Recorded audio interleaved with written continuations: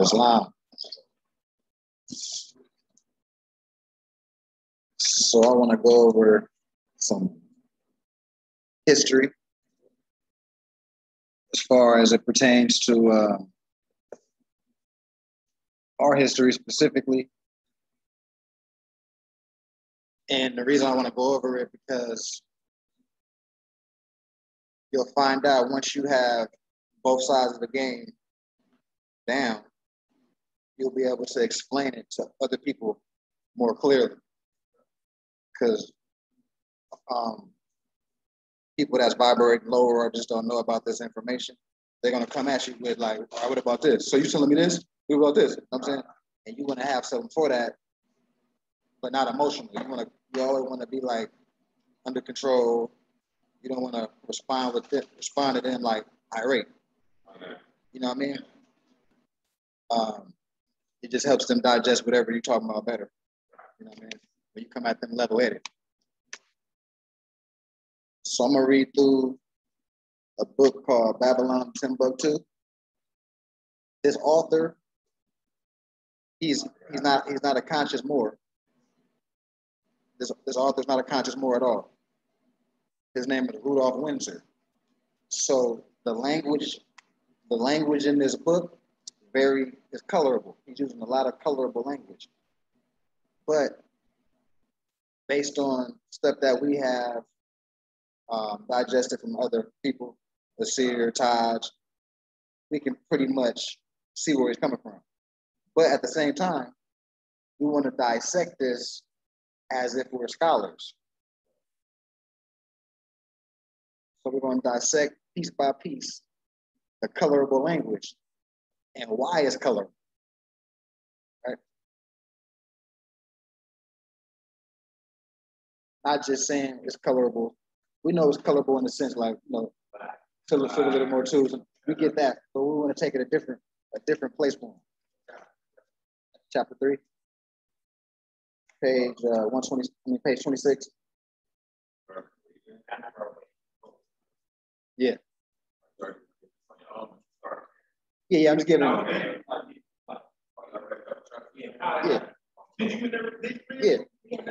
Yeah, I've had this for like 2 years.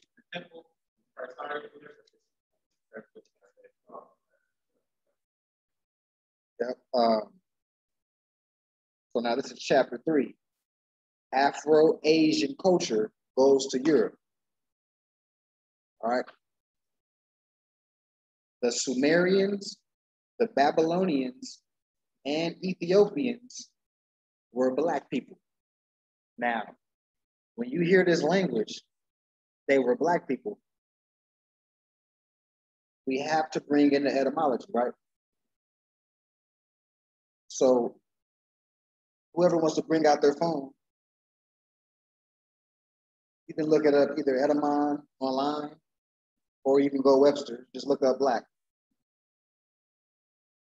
And then let me know what era is it in. Yeah, it could be etymology, it could be Webster's. I just want to know what era, when I say what era, is it Latin, Sanskrit, High German, English? What era does that word, what's the origin of that word? When did it come out? That's fine, go to etymononline.com. They got a search engine.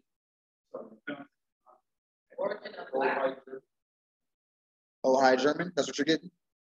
Let's get at least 3. Black. B-L-A-C-K. You got. Well, let's keep it simple. Yeah, but what is it? What pops up? You got Old English? Old English. You got Old English? You got Greek?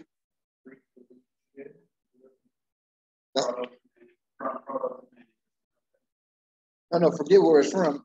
Just see, when we do where it's from, we're going to get what the word means in its original. We know it means pale. But what we're doing initially. What's the initial?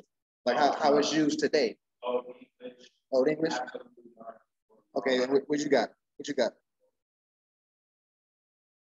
Anybody else got anything else?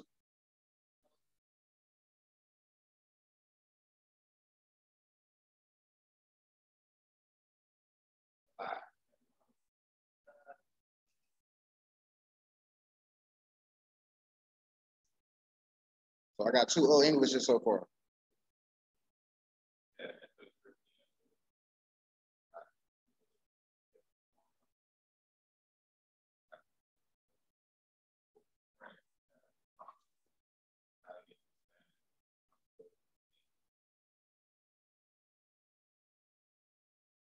So what is, I'm talking about today, not the origin. I'm talking about when you look up black, what's the immediate era, like most commonly, even though it might be connotative. I mean, I know it's colorful.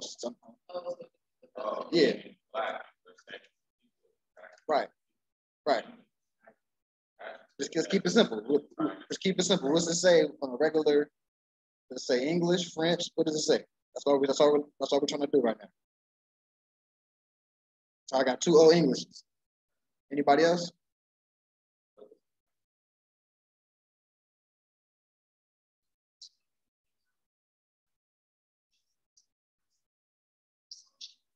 So you can just put the definition of black.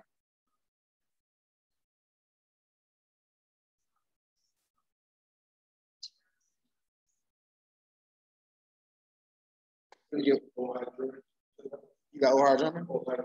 Okay, so we got 3. So we got 2 Old English and 1 Ohio German.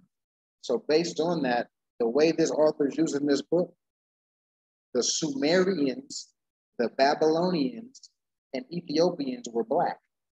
This is how you spot the fraud. Old High German is from the period 750 to 1050 AD. That's when that word came out, how he's using it to describe something, right? Old English is from 450 to 1066 AD, right? Now, look up, now that we know that, let's look up the time period that the Sumerians and Babylonians were in existence. Like the time period of when they were in rule. Just look it up. Yeah, it's good. It's good. Yeah.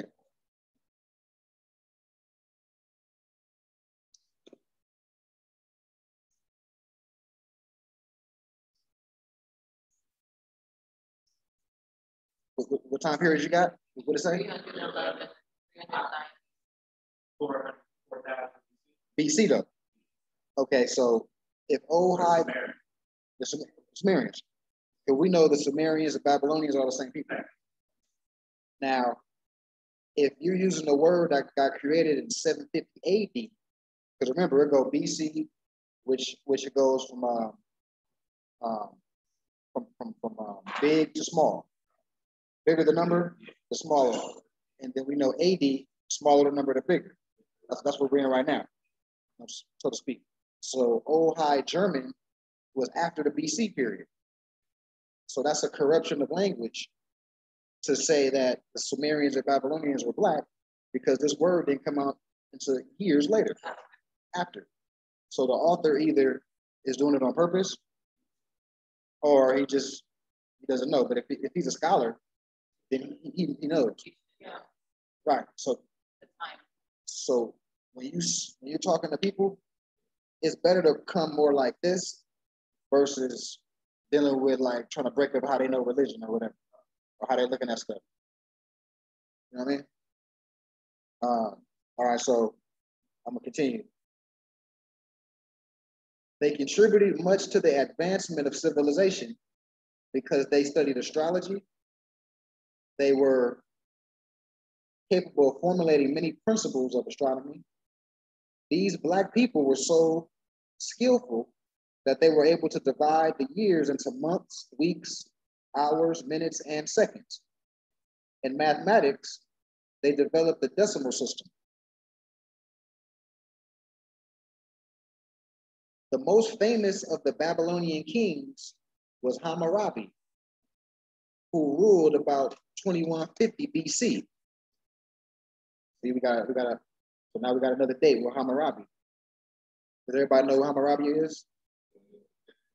Yeah, that's the era of Hammurabi. So,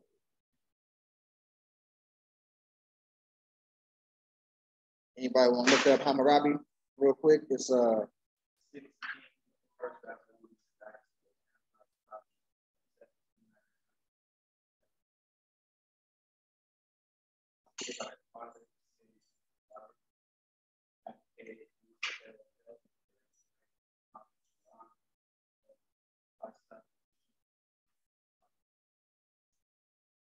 so now we got a time period for Hammurabi, right? So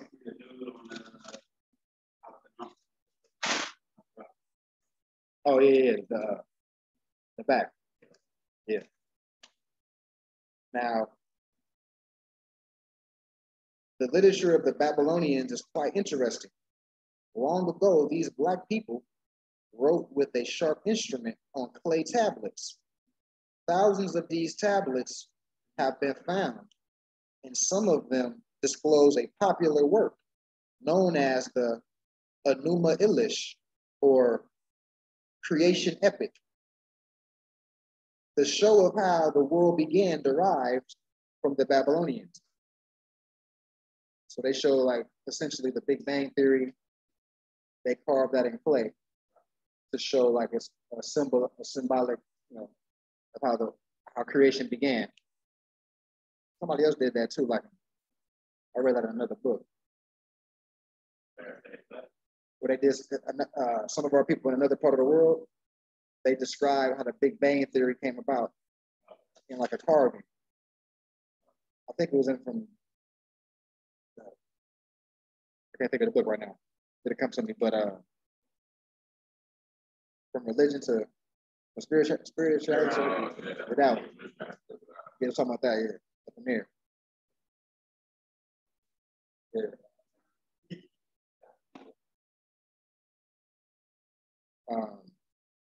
So after the dispersal of mankind at the Tower of Babel, the Black Hammatites migrated towards the east, south, west. These Black Hammatites settled in the land of Canaan, later called Israel. So the land of Canaan, and they got later called Israel, as of kind of quote unquote. So the land's called Canaan. The land of Canaan gets his name from the youngest son, Ham, who was Canaan. Right. So Hammatites, which Cush is the son of Ham, right? So the Hammatites, the Cushites are the same bloodline of people, right? And the Canaanites are the same people. You see how it's the same people? The Canaanites were primordial aborigines of the land of Canaan.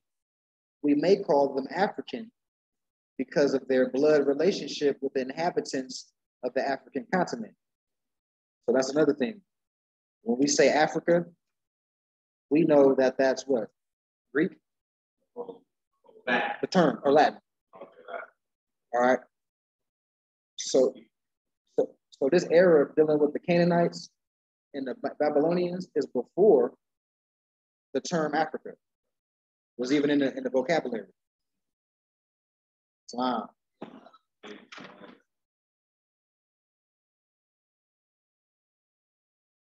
I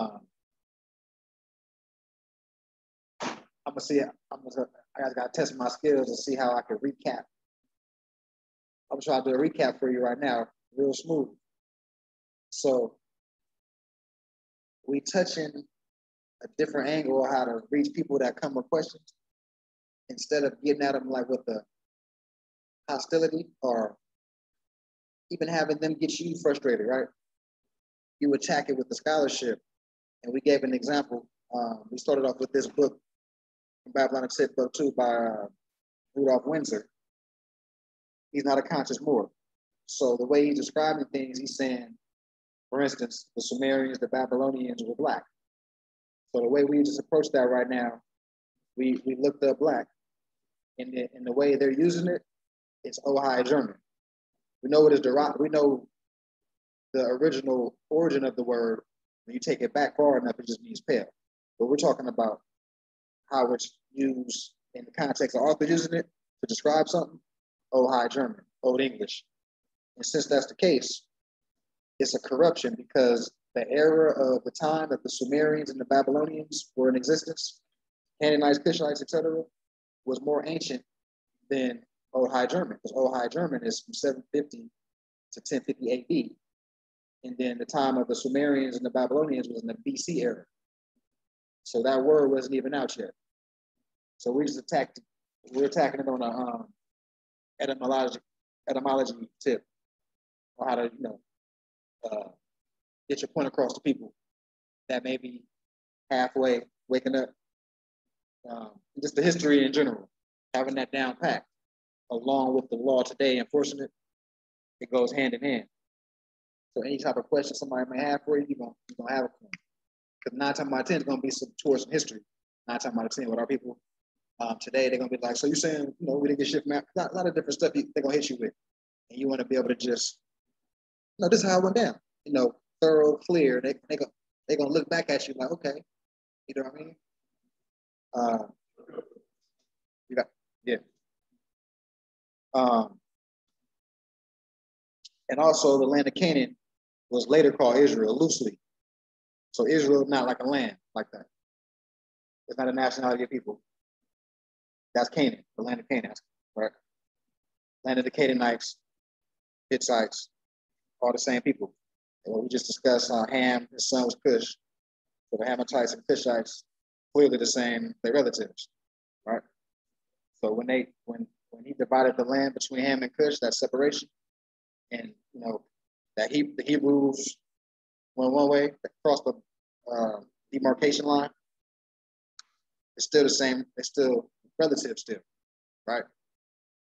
So I think that's somebody who told me that, like, the Hebrew Israelites, they identify with that because they feel they are the Hebrews that crossed or whatever. But even if you think that, you're still saying that your bloodline's Canaanite, Cushite, Ammite, and all them people were Sumerian. They don't know that part. And they got feathers on. Like when you look at all the Sumerian deities that they're claiming to be bloodline from, they all got feathers to serpents on. Because these people was Phoenician too. That means they was traveling. So like I say, in America, these people were called Olmecs. Over there, they called Carthaginian, Babylonians. Over here, they call Olmecs, but it's the same people. So once you talk to somebody like that, just level-headed, ain't go to argue with them, just break it down. These people that you admit being from, they got turbans and feathers on, brother. I'm just trying to wake them up. That's all.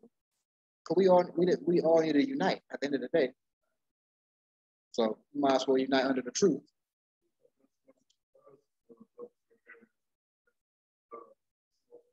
Right.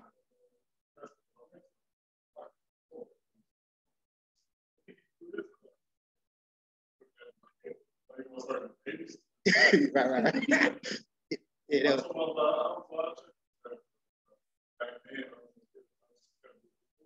right.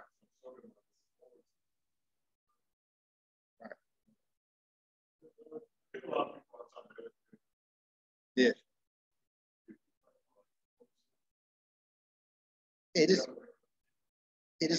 Just look at it where you want to spin your mind where it's fun. Like if it's not fun, then you don't want it to be like an aggravating. So I put like a little twist. I find a challenging way to help somebody get it. You know what I mean? Because you go, yeah, you gonna have some challenging people that's gonna come your way. But you can't do it to everybody. That's another thing. Everybody ain't ready. You can kind of feel the space with somebody. You know what I'm saying?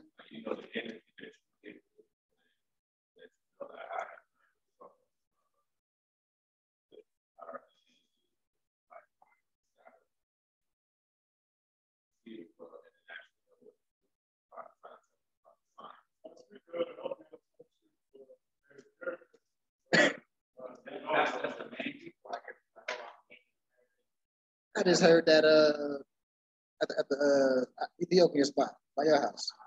I overheard somebody talking. She didn't know the owner. She let Albion cook up in there. He's like, I'm Cherokee or something. And I'm like, man.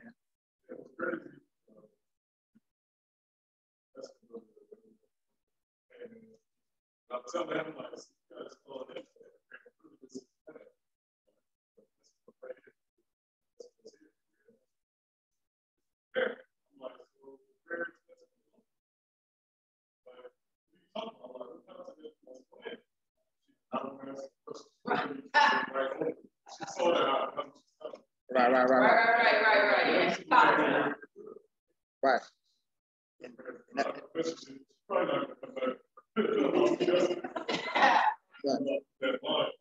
Yeah, that's how you gotta do it. Just find a way to just make their mind explode, but just you still mild mannered. It's not like you hostile. You just yeah.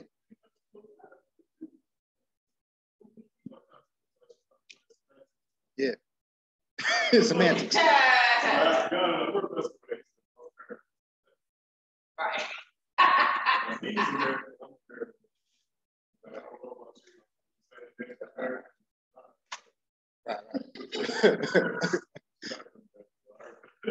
Now they be deep off into that, so like it's definitely gonna hurt their feelings, especially if they feel they is that. Yeah. Okay, so the Canaanites were the primordial aborigines of the land of Canaan. We may call them African because of their blood relationship to the other inhabitants of the African continent. There were 11 Canaanite tribes living in the land of Canaan and surrounding it before the Black Israelites possessed it. The greatest cultural and commercial cities of these Black Canaanites were Tyre and Sidon, sometimes written Zidon. This city gets its name, Zidon, the firstborn son of Canaan. The Zidonians and the Tyrians were of the same race, and their king ruled over both of these cities. In many history books, you will read about the Sidonians under the name Phoenicia or Phoenician. The Greeks called the Sidonians Phoenicians, land of palm, because they found many palm trees there. But the Sidonians called their nation by the name of Canaan. Phoenicia, or land of Sidonians, was located to the north of Palestine, along the coast of the Mediterranean Sea, bounded by that sea on the west and by the mountain ranges of Lebanon on the east. Tyre and Sidon were founded about 2300 BC. So now we got another date, 2300 BC, dealing with this area or this era.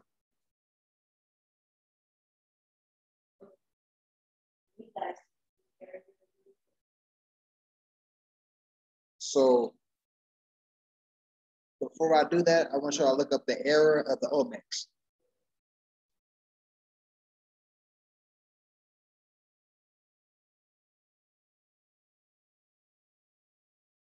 O-L-M-E-C-S. O-L-M-E-C-S.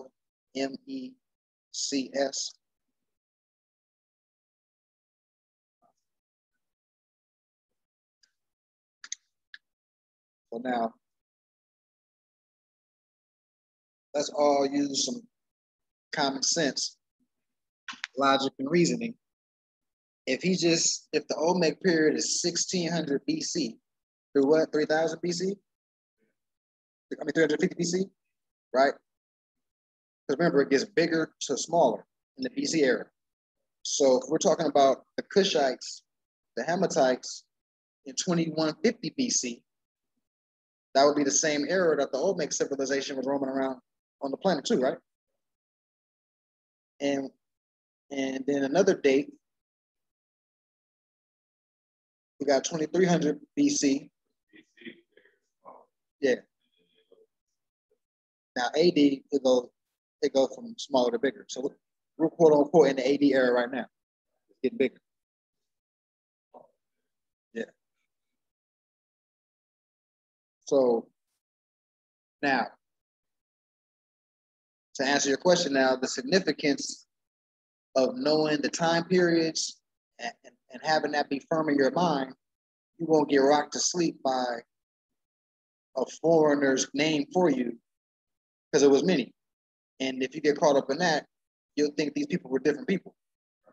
But if you know the time period, then you'll be like, hold on. The Olmecs who had turbans and feathers on was roaming around, and they were seafarers at the same time that Carthage, who had turbans and feathers on, who were seafarers. And then these same people, by the Greeks, which is our people that just had a different mind state, that flipped the script, want to do something else, called us Phoenicians, right? So, simple as that. It's the same people. It's the same culture. We're going back and forth. That simplifies a lot of things, you know, just that alone. All these people have feathers and turbans on both sides of the water during the same time period. Did I answer your question with the time period? Sure. I answered your question with the time period, the significance.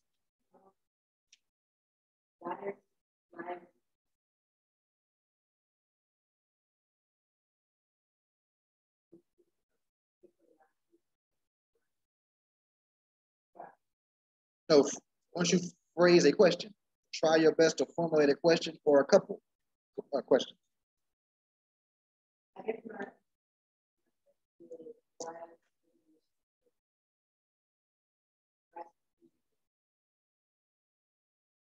Oh, okay. So this is like saying, like, if somebody is talking about, like, oh, well, how do you perform?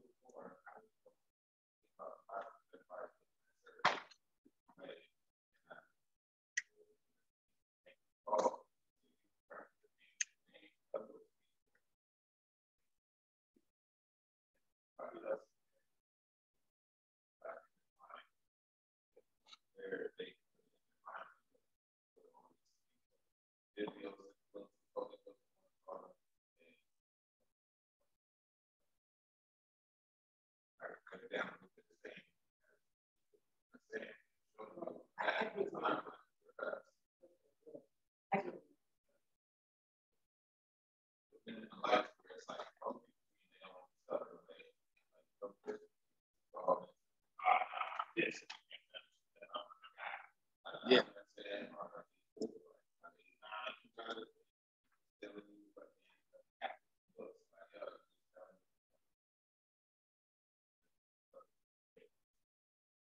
Yeah.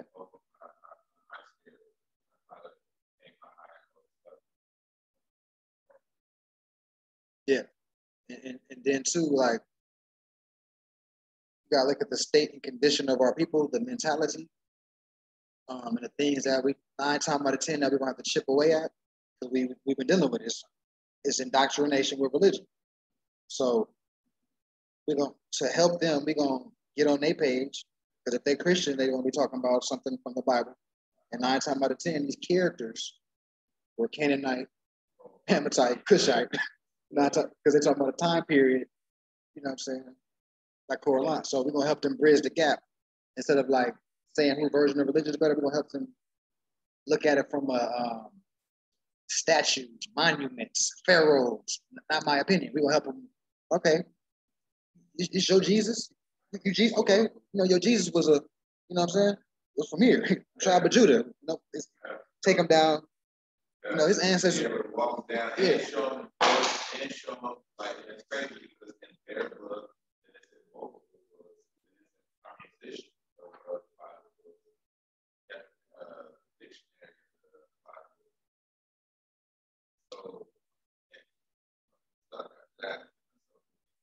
yeah.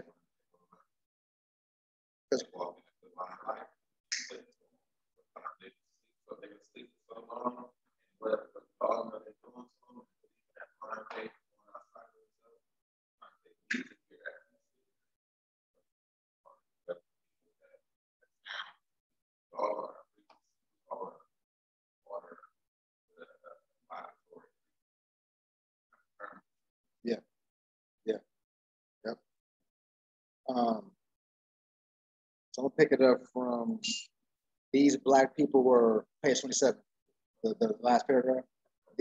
Yeah. These black people were proficient in philosophy, astronomy, geometry, arithmetic, and navigation.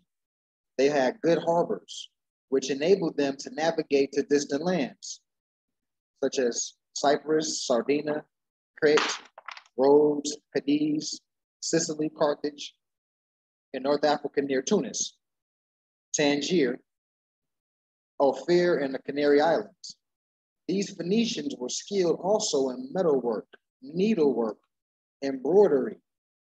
They extracted dye from shellfish, abounding in adjacent waters. This dye became known later as Tyrrhenian purple. They made glass from the white sand of the Mediterranean coast. The Phoenicians spoke Hamitic and Semitic language, so closely allied to the Hebrew that the Phoenician and Hebrew through different dialects may practically be regarded as the same language.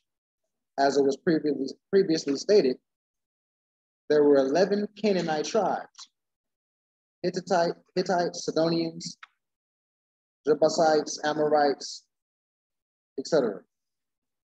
But yeah, it's he get real tedious.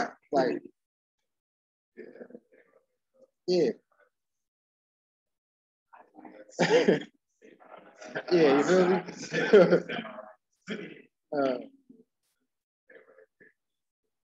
Yeah. Right, you feel me? So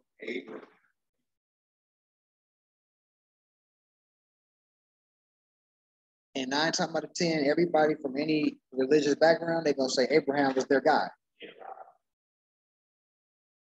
Muslim circles, Christian circles, they both saying Abraham is their God. That's the descendant.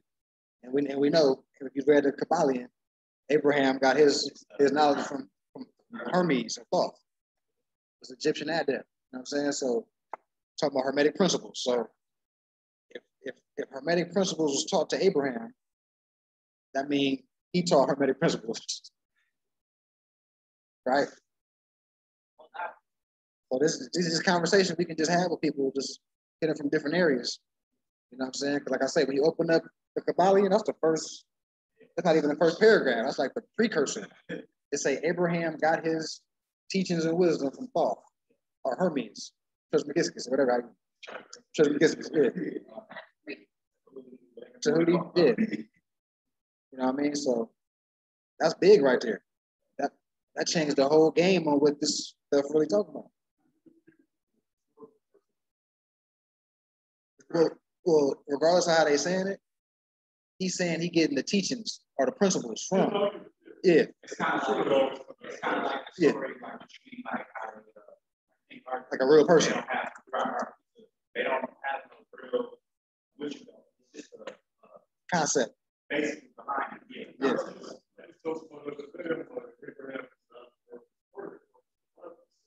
Yeah. Yeah, Brahmins.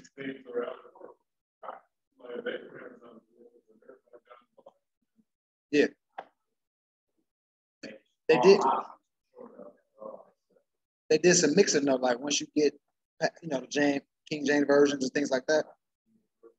What they're doing is they're mixing stories of actual people with the anthropomorphic. You know what I'm saying? Because like I say, Moses was actually a pharaoh. Thutmose, he was one of the line of Thutmose. You know what I mean? So, and it was symbolic as far as stuff he was doing.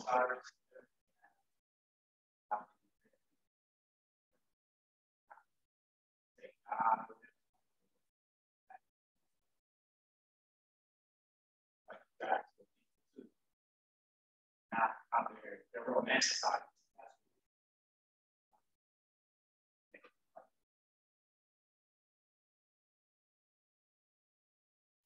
But look what they did to Jesus Christ.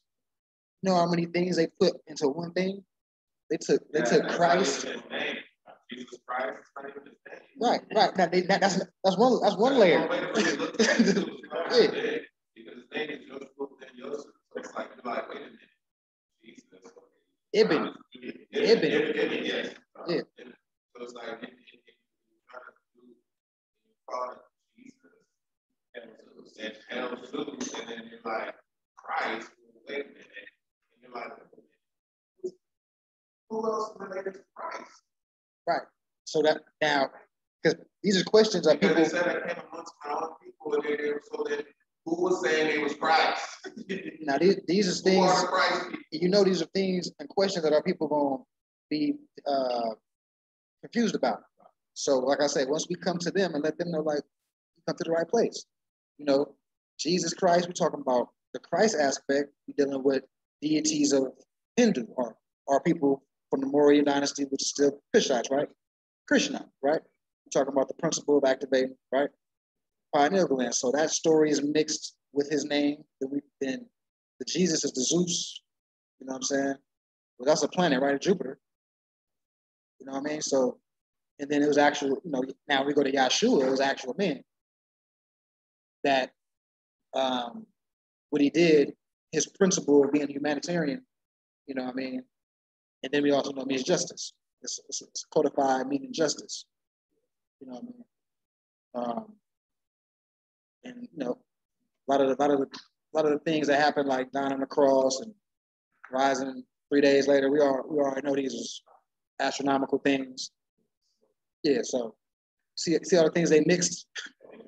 They hella mixing. It's not, you can't look at it one way. It's like they hit me from all different angles.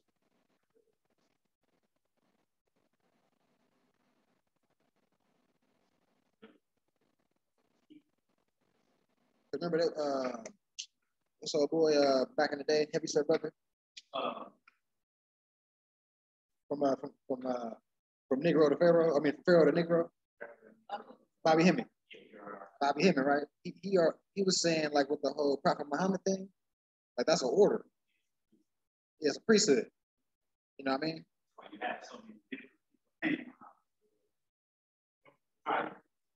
Yeah, it's a you know what I mean? But as far as like how they, like, if you go into Middle Eastern, oh, the last name? Oh yeah, for sure. That's ancient. That's, you know what I mean? Because most of the world is ancient, like in principle, somewhat. It's just North America. Everybody else, no, so, yeah.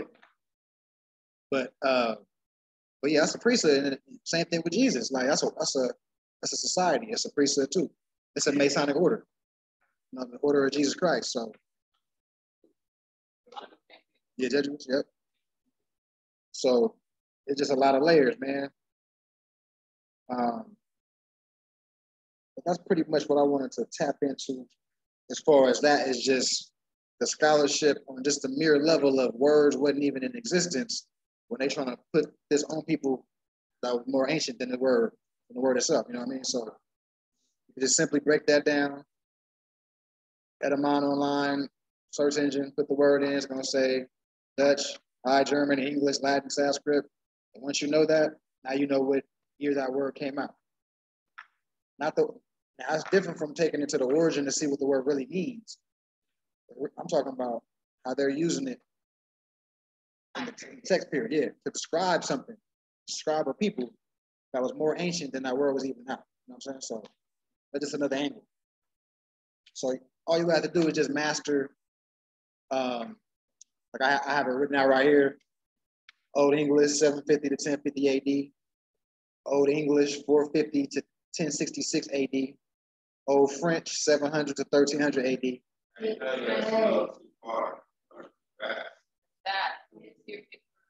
I'll read it again. All right, go.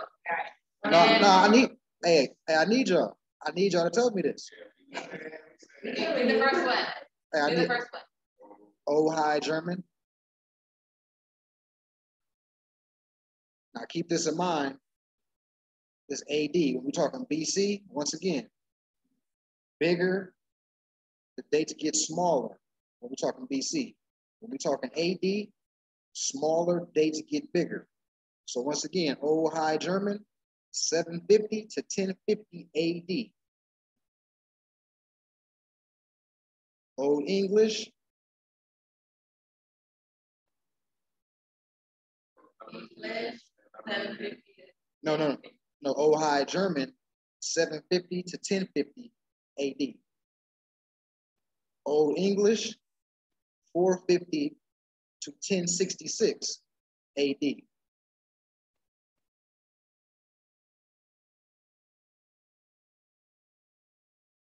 Old French, 700 to 1300 AD. 1300 AD. To put it in perspective, this would be quote unquote considered 2021 AD. Just to let you know, like we're on, even though this is all colorable, as far as but we're on this side of the spectrum. We're not on the BC side.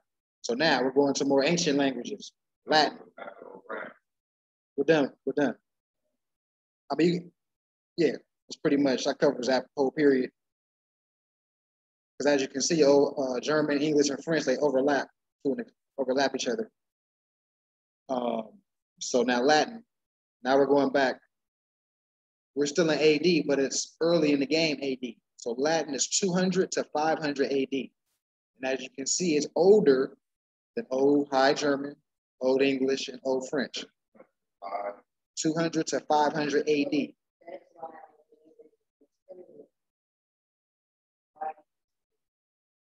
Yeah.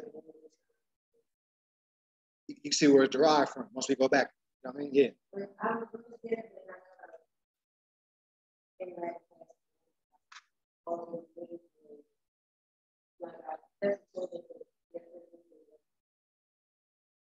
Yep. And remember, Spanish is Moorish Latin. They're just calling it Spanish today. You'll never look up, like how we're looking at languages, you're not going to look up Spanish and talk about no timeline because it's not a language. It's Latin. So now Aramaic. Now, when I say Aramaic, I'm talking about Arabic as well. So that's 10th century BC. Now we're BC. So Aramaic is older than Latin.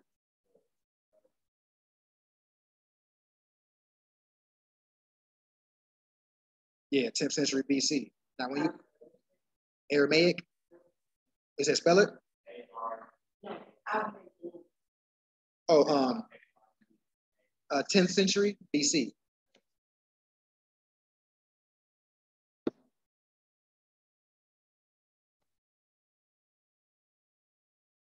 So now in your notes in Aramaic, when they're saying Arabic, quote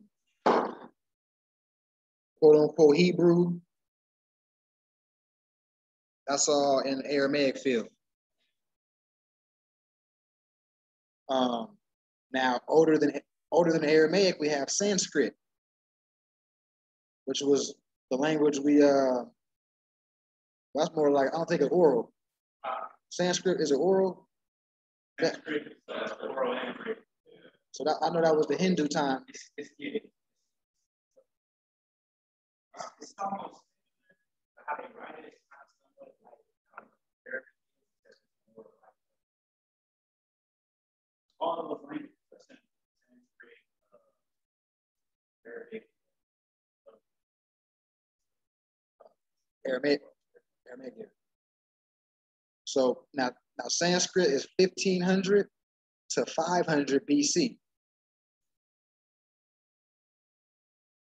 So now this would be the time of, since we're talking about it, Olmecs, Cushites, to 500 BC. A dynastic period, you know what I'm saying? Different pharaoh systems.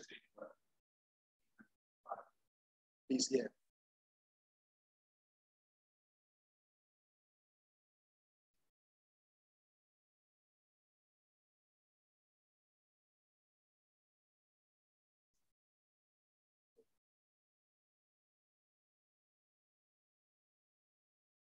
So now we can kind of like, what we're doing is piece by piece.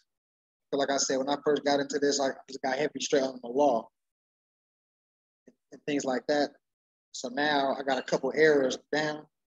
I think there's a couple more errors that we need to get, because what we're seeing is it's leading up to a time with General Tariq and them, right? That's 700 AD. So we need to get like the little period. It's like a small little gap now, because we got the Olmec Kushite period. Numbers getting smaller. That's a 1500 BC, 3000 BC, 2300 BC, all that. You know what I'm saying?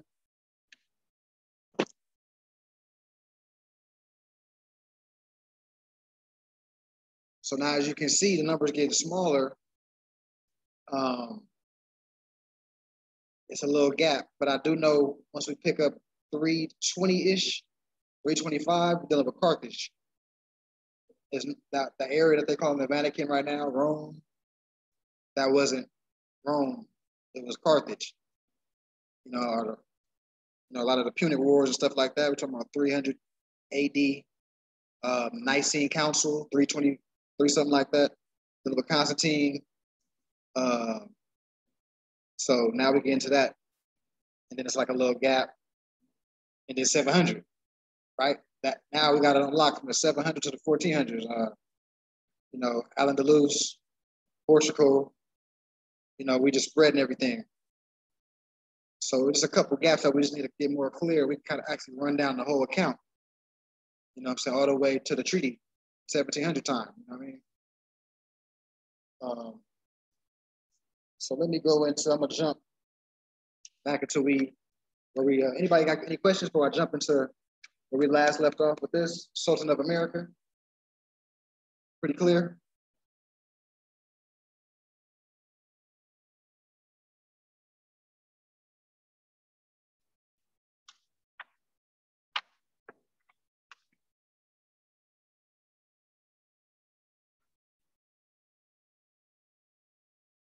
I'm pretty sure we all know this, but I'm gonna throw this in there.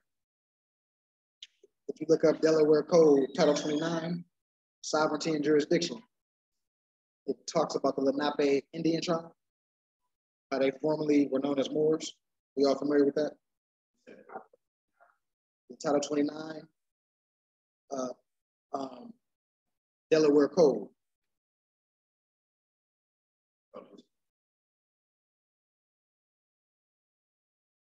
And it should go to Chapter 1, Jurisdiction and Sovereignty. Scroll all the way down to like Section 106. It should say Lenape Indian tribe.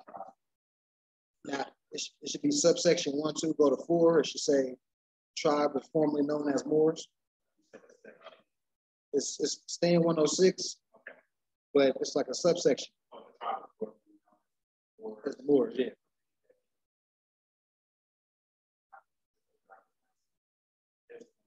Letter M. So, yeah. So this is just another, you know, for people that think they're Indian and stuff like that. You can just show them stuff, even in their colorable system, that Indian is not their original term. It's more.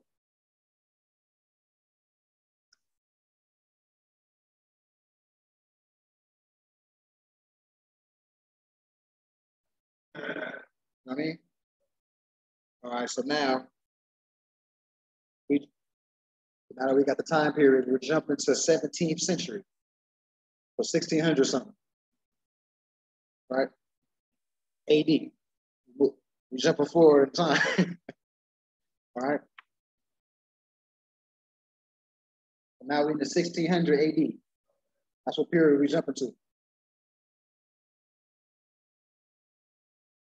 Now we're dealing with the Ottoman Empire, right? Yeah. Yep. We're saying 17th century, but whenever they say like 21st century, that's like it's 100 before.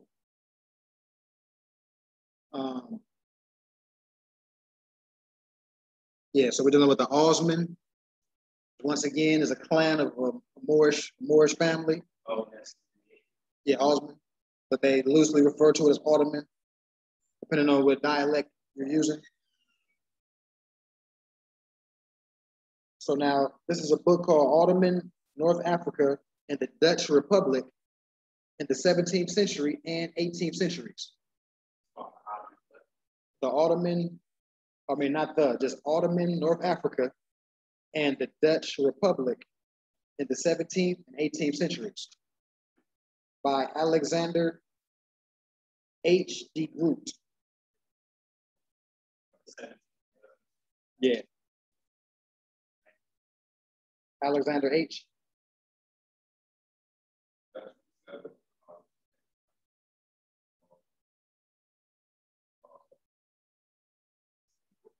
Istanbul.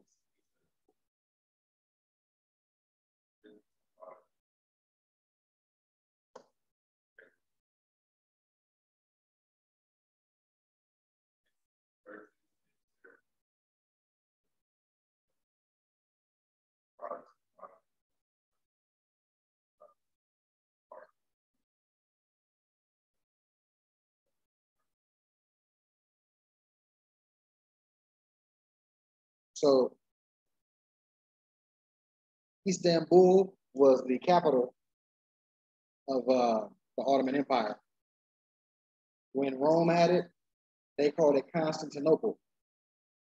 When the Byzantine or the Romans had it, Constantine, Constantinople, right?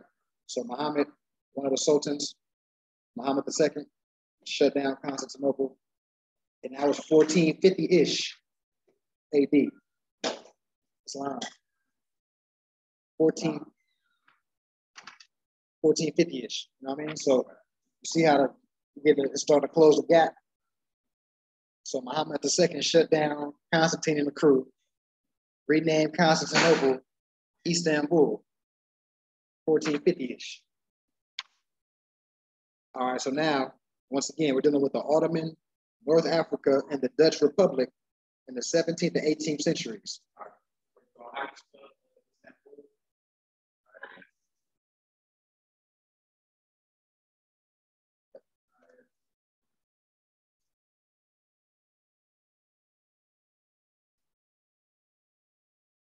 All right, so and the author is Alexander H. de Groot.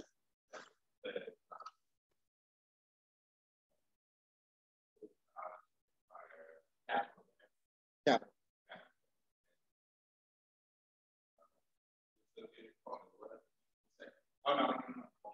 Oh, before it was called, I mean, when the Roman or the Byzantine Emperor Constantine, he had it, it was called Constantinople.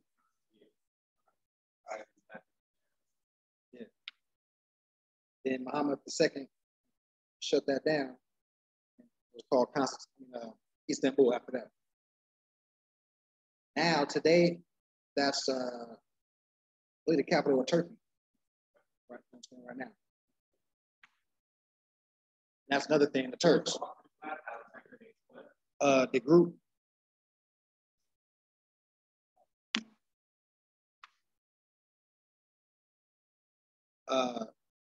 So, the regular Alexander H period, and then DE, the D is lowercase, both the D and the E, and then Groot is all caps.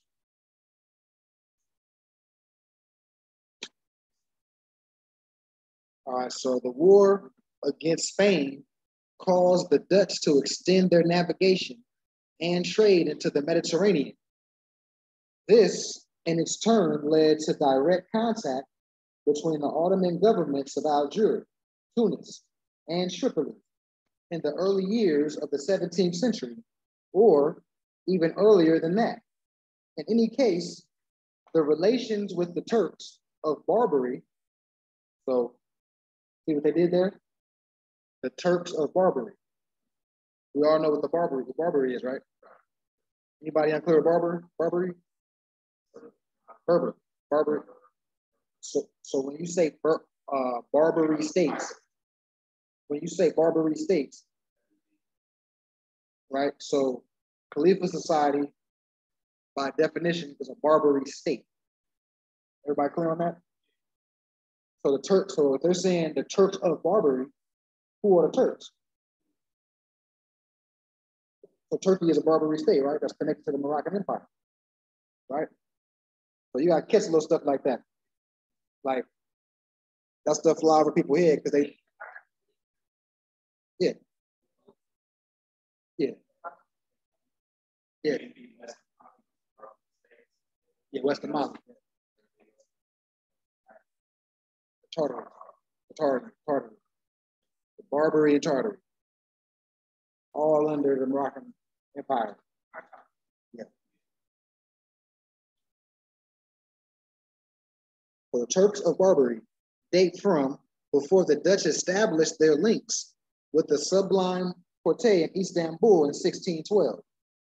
An important motive for the Dutch Republic so seek contact with the Ottoman authorities in North Africa and Istanbul was to effect the release of many Dutch sailors held prisoner as Slavs to employ common usage in the dominions of the Grand Signature, visited by ships from Holland.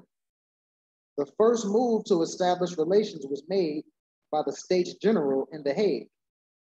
In 1604, a letter was addressed to the Pasha of Algiers. If y'all know what a Pasha is, look it up. It's equivalent. Yeah, it's an office.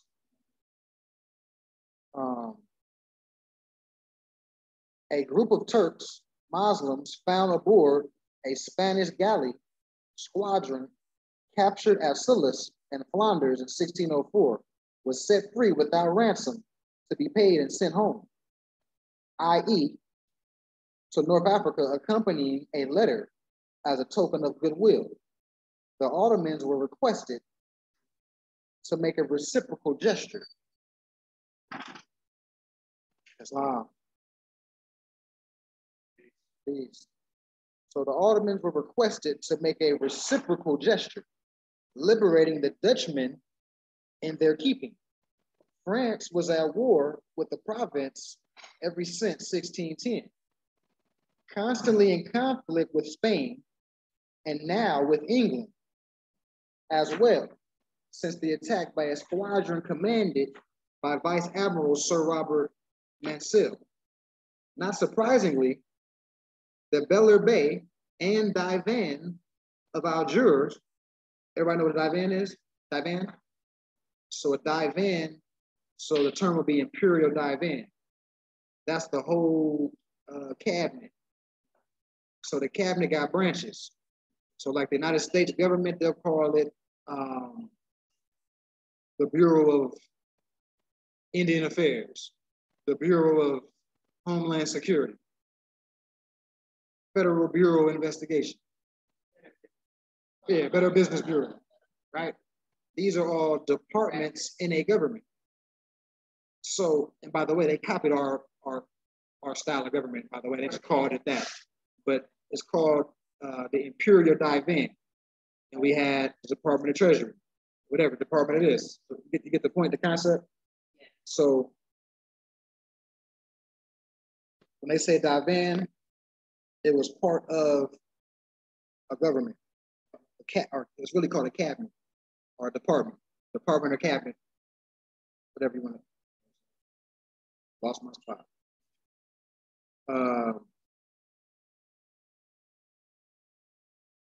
A draft treaty in French was produced. The official text in Turkish was provided with the seal stamp and pen signature, first of the Alger of Janissaries, and secondly by the Pasha in the public session of the Divan of October 16, 1622. The negotiations having begun on September 4th. The capitulations of 1612 and 1617 agreement of Istanbul were confirmed. The Treaty of Algiers and the Dutch Republic were held, they were held prisoners on Malta. Nobody knows what Malta is. Malta is a society of Masons. So you got the Knights of Columbus, Knights of Malta, Shriners, etc. Right? Eastern Stars. Trade was to be free and unhindered. Dutch ships were allowed to show their documents for inspection aboard the Tangier Corsair cruiser. Common action was proposed against Spain. The Dutch consul had to remain resident. Dutch harborers were to be open to Algerine consorts. Purchase of one warship and guns was to be allowed in Holland. It should be noticed that no mention was made of the Algiers' right to inspection and of eventual payment of ransom for the freeing of Dutch subjects. Everybody clear on that? So they just released the subjects, but didn't have to pay a ransom to the Dutch, right? Or there was no repercussions or anything. Negotiations with Yusuf Bey of Tunis, who reigned from 1610 to 1637 AD, assisted by his close collaborator, 1610 to 1637. His collaborator, Frederick Shaban, a Muslim convert of Amsterdam origin, lasted from the beginning of November to early December 1622. The treaty agreed upon contained Tunis adherence to the capitulations granted to the Dutch by the Sultan Ahmad I in 1612. The Dey insisted, however, on the right of inspecting Dutch merchandise and to seize any Spanish or enemy cargo found aboard. More important, Algiers insisted now on his right to inspection aboard and to delivery of enemy goods, even without it. Conceded was that Algiers Corsair ships going to Holland were not to be manned with Dutch converts to Islam or Dutch Slavs or Dutch slaves. The French captives taken in the Channel and North Sea were only to be set free at the price of 1,600 florins. A letter by the Aha of Janissaries of Algiers to the States General collaborated the treaty of 10 articles now made with the full agreement of the Aga.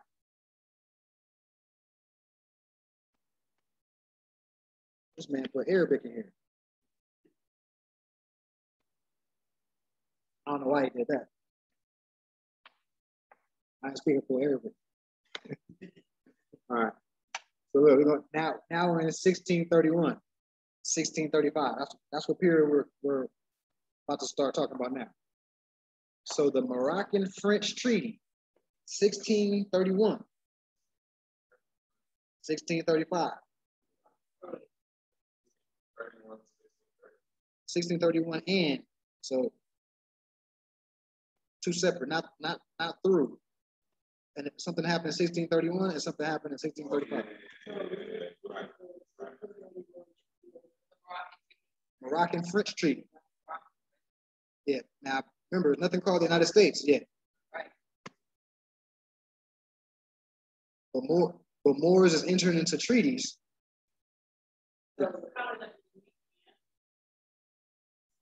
I was a French colony. 1635.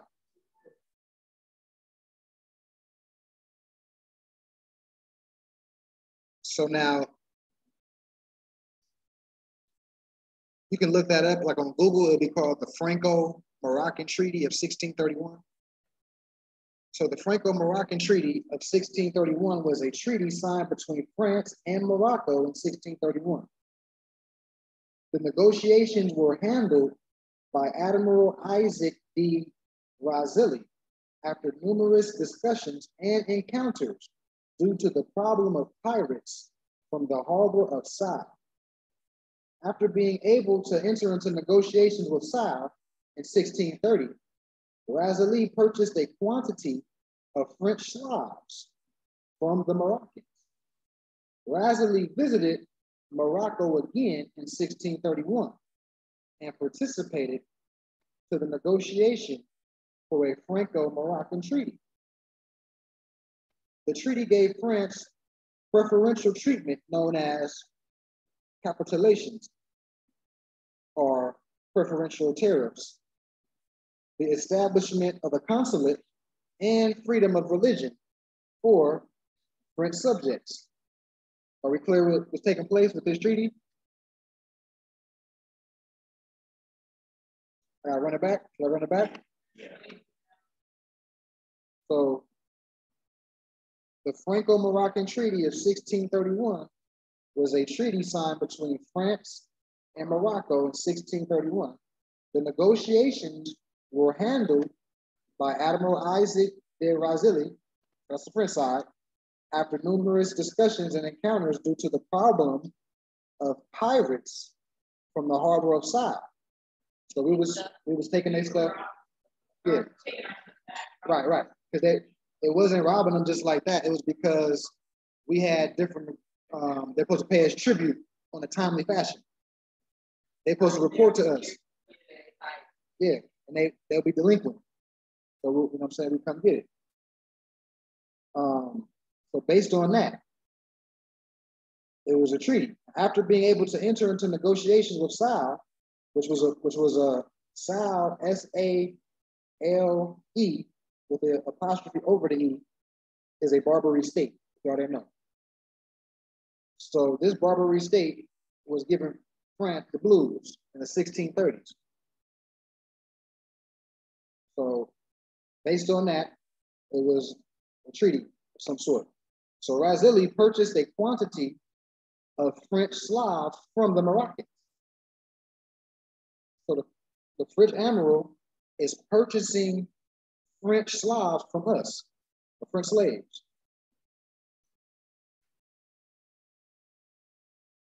Wow. Oh yeah, he missing. This is his area. He missing it. He missing. We going down the timeline. He missing all the juices. Yeah, man. Now we in 1630 right now. And we 16.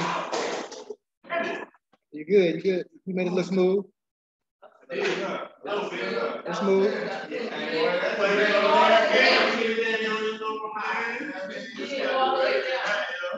You can do a little better than that, man. I used to know hit the ground on my kneecap, you know what I'm saying? I was like,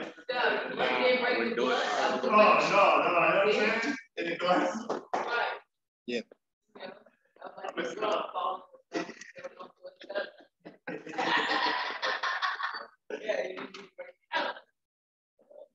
So we in the 1630s right now. Right now we're dealing with a treaty between France and Morocco. Like I said, there was no such thing as the United States yet at this time. 1630s, right? So what was going on was it was a Barbary state named Sal, S-A-L-E, with an apostrophe over the E, right? So that was a state that was giving it to France, sinking their ships, taking their gold because they weren't keeping up with the tribute. So that's kind of where we are right now. So Razilli, which was an admiral on the French side, purchased slaves from the Moroccans. Razilli visited Morocco again in 1631 and participated to the negotiation for a Franco-Moroccan Treaty. The treaty gave France peripheral treatment known as capitulations or preferential tariffs, the establishment of a consulate, and freedom of religion for French subjects. So you see what this treaty spelled out for the Franks.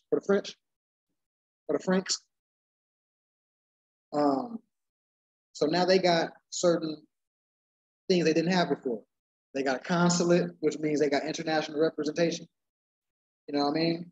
For their French subjects. We're gonna leave them alone. Well, you know what I'm saying?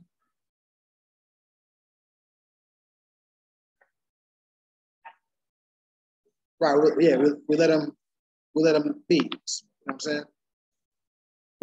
Yeah.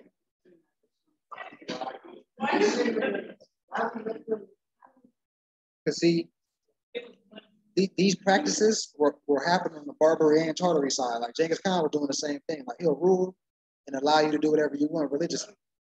You know what I mean?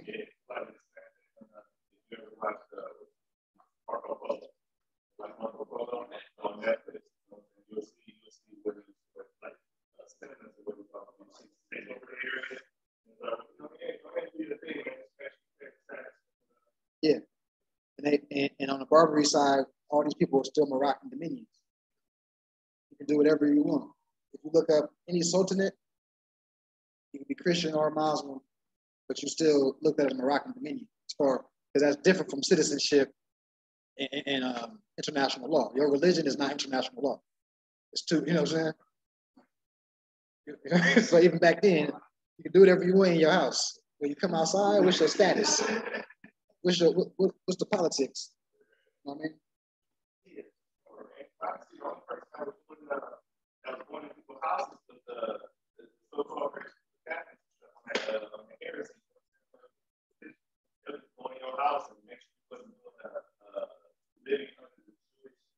Saracen.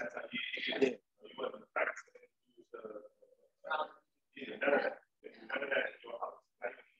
Yeah. But see that's why you were shaking your head, because it was like, in hindsight, I was like, why would we let that cancer grow? So even that's how it started. They did their own thing, but then they tried to spread and start converting people. And, you know,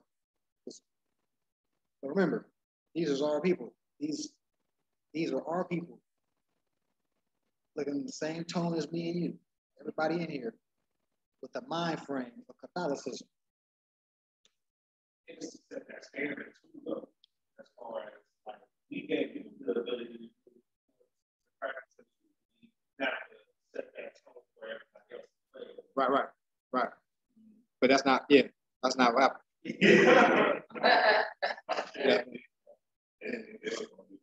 You know what I mean? Yeah. You know? So the treaty was ratified by Louis XIII.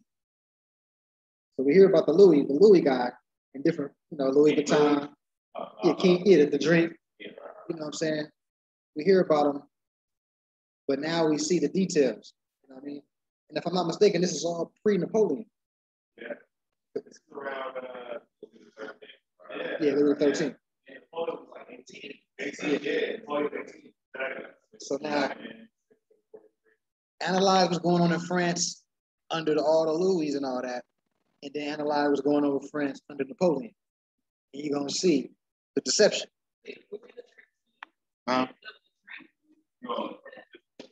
King Louis. Yeah, it's based on him. Nothing new under the sun. Nothing's just brand new. Yeah. All in the rap videos.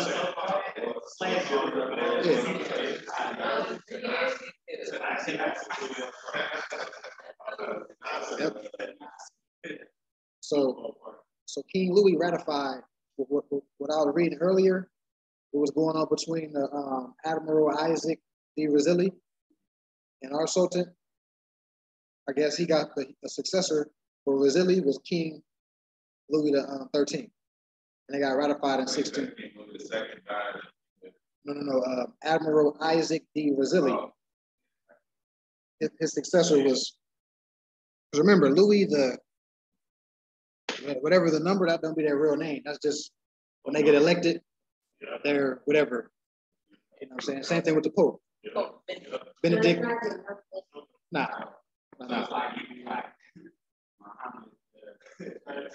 Yeah.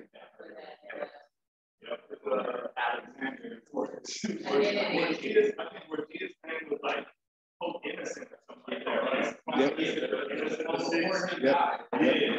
Islam. Right. Islam.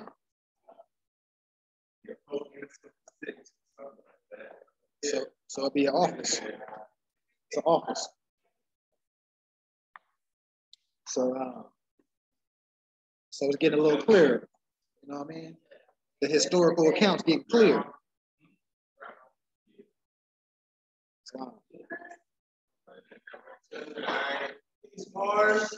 So we're in the 1600s right now. We time traveling. We went to the Kushites. We made the connection. how the Cushites and the Hammatites. Yeah, well, we started in this, kind of morphed.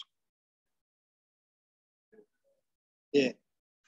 So we just made a connection how Israelite is loosely a loose term for Canaanites, Cushites, Hammatites, Moabites, and Ham and Cush is father and son. So it's not like the Cushites and the Hammatites are two separate nations. They're the same. You know what I'm saying? So we were just showing how to combat people, not combat, but our people gonna have questions when they wake up dealing with this religion. And they're gonna go to the Bible or the Quran and bring up people like Jesus, bring up people like the Israelites. That's gonna be, they think like Hebrew Israelites, they bring that up.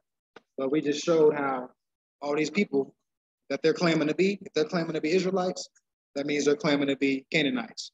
That means they're claiming to be Moabites, Phoenicians, Sumerians, Babylonians,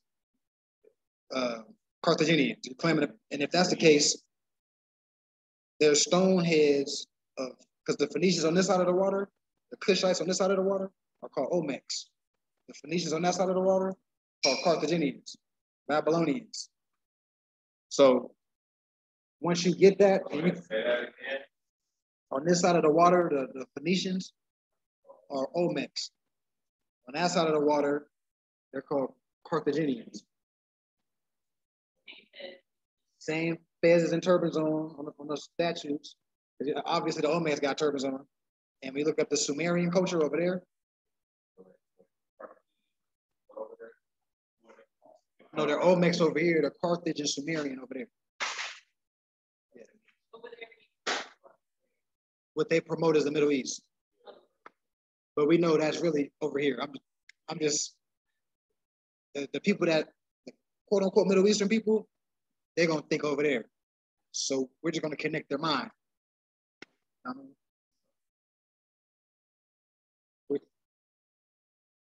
So we jump forward to the 1600s. And now we're dealing with a treaty between Morocco and France. And this is 1631.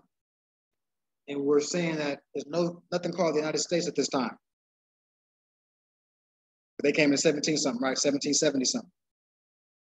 So what we just read was a treaty. Now, before this treaty, it was a Barbary state or Moroccan state called Sa.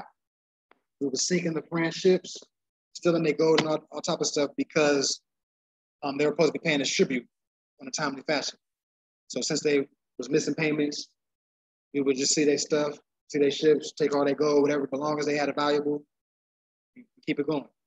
Because we were so notorious doing that, the French wanted to have a treaty. Like, let's work something out. You know what I mean? So that's kind of where we're at right now. So this treaty was ratified by Louis XIII, 1632. The treaty negotiations resulted in the establishment of the Massachusetts Company, or Massachusetts, that colony, which was a company. All these colonies were companies. That's where you get Indian, the term Indian, right? Over there in Hindustan, they're Indian because of what? The British East India Company. That's why they're Indian over there. Follow me? Right? So the company also known as the Massachusetts Bay Colony, right? The sultans of Morocco, in contrast to the rulers of the rest of North Africa, do not appear to have entertained extended treaty relations with the so-called Christian powers until the 17th century. The treaties concluded prior to that period were mostly treaties of peace or of political alliance with the King of France. One of those were in 1282 AD. Whoever making a timeline. So now we got 1282 was another treaty of peace and friendship. So the treaty of peace and friendship was a series, right? It wasn't just one.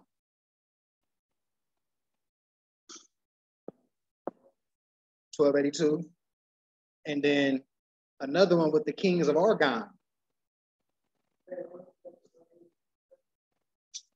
with France, a treaty or an alliance with Morocco and France. And then another one with the kings of Aragon in 1274 and 1309 and 1323 and 1357 and 1358.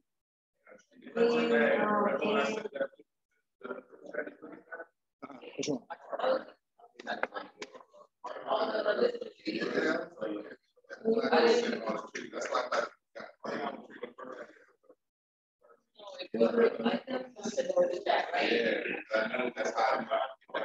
So you got the King of France.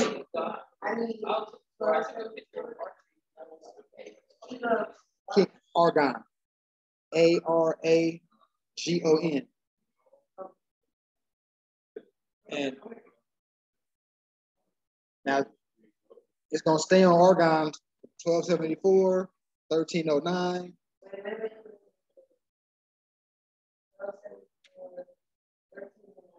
1323,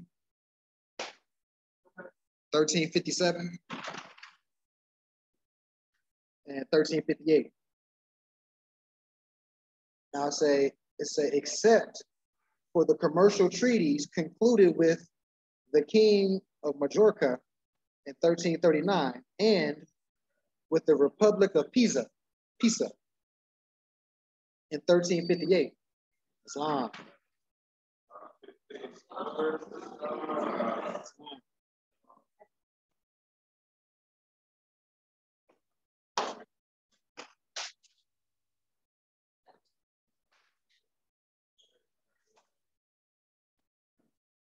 So,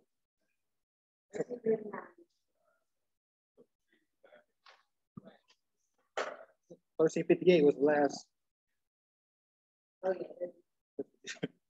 right.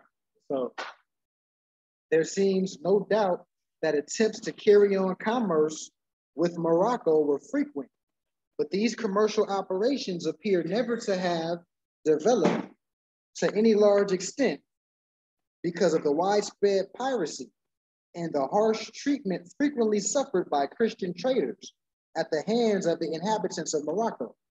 So many treaties and negotiations were attempted to be hashed out with our Barbary states.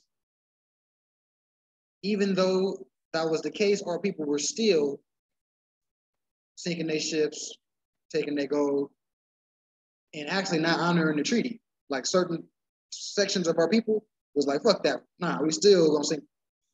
You know what I'm saying? So that was a part of the game. It was kind of like karma later, I feel. You know what I'm saying?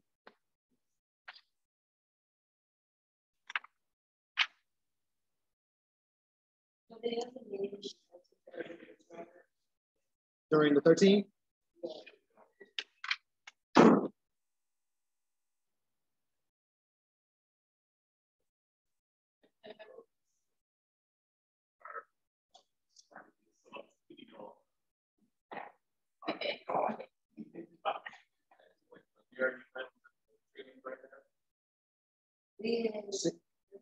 Yeah, 1358. Yeah.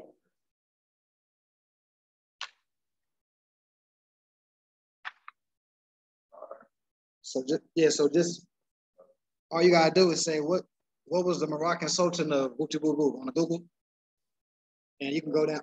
You can go down and just tie it to the time period of that negotiation or whatever.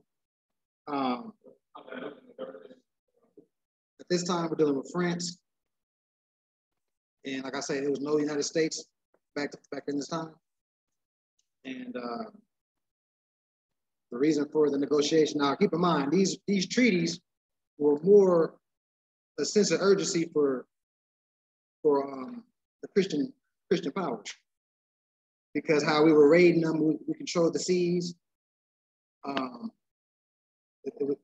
It was better for them to be on our good side. It wasn't like we didn't need the treaty. We didn't need these treaties.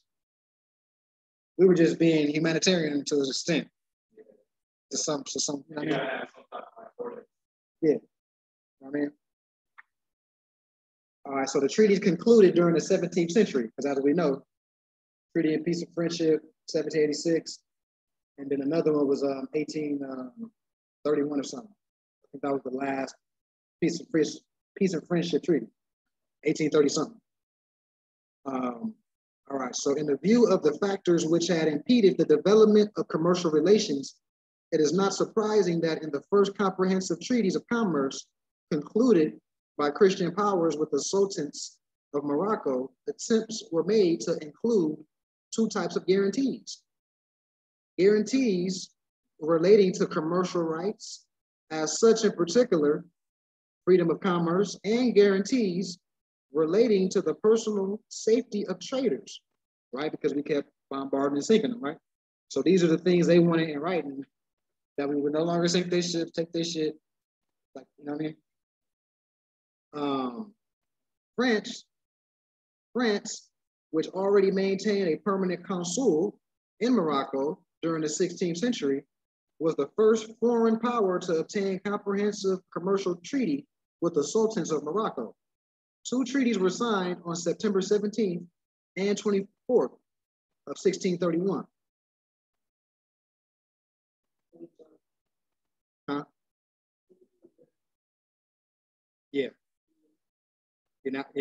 Jump to 16. Because remember, the headliner was 1630. The only reason they jumped back to the 1300s was to show you that wasn't the first of the negotiations. Yeah. So now we're going into the Rhode Island Royal Charter. Charles II, battle with Morocco. So it's a correlation with this. With the Rhode Island? 1631.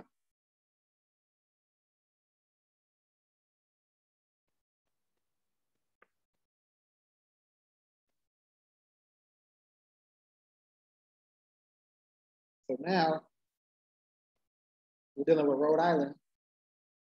Everybody familiar with Rhode Island?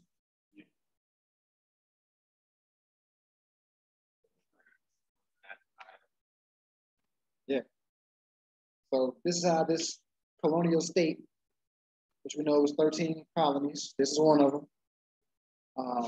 So Rhode Island, Royal Charter, Charles II, and the battle with Morocco is what we're going to be covering during this section. The Tangier Garrison was the land force which oversaw the defense of English Tangier between 1661 and 1684, when it was excavated, or evacuated, not excavated, evacuated. It was part of the English army, the de facto standing army that Charles II established following what is called restoration. The restoration of the Stuart monarchy in the kingdoms of England, Scotland, and Ireland took place in 1660, when King Charles II returned from exile in Europe. The preceding period of the Protectorate and the Civil Wars came to be known as the Interregnum. That's Interregnum. And that period was from 1649 to 1660. The term restoration is also used to describe the period of several years after in which a new political settlement was established. So that is, how y'all feeling about that? I'm not sure how much background y'all know about, Europe. I don't know if y'all know about the Picts, the Doves, the Scots. I don't know if y'all know about the Aboriginal Moors of Europe. The original European Moors were dark, Wesley Snipes dark.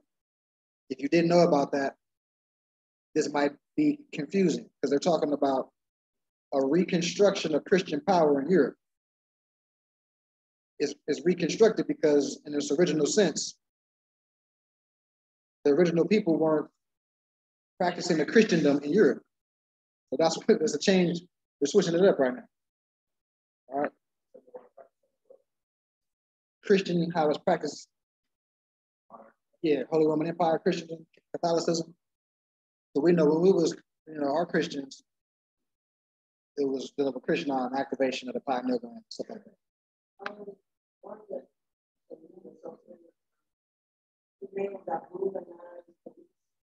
Okay.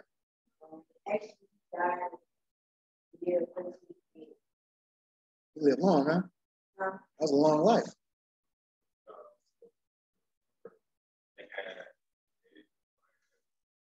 Oh, yeah. Yeah.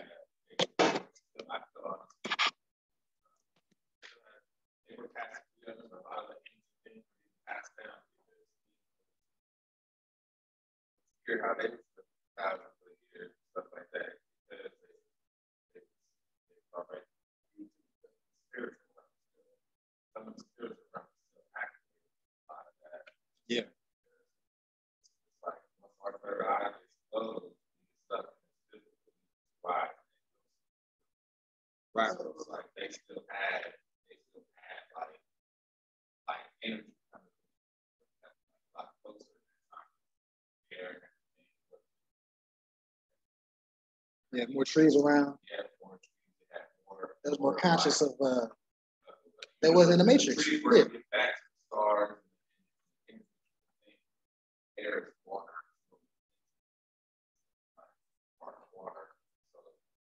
So, Yeah, the food wasn't tampered with.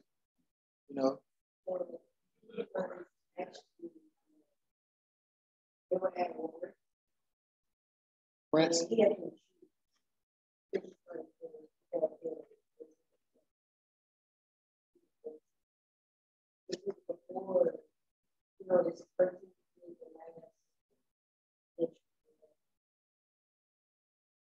Oh, that's 1300 Sultan.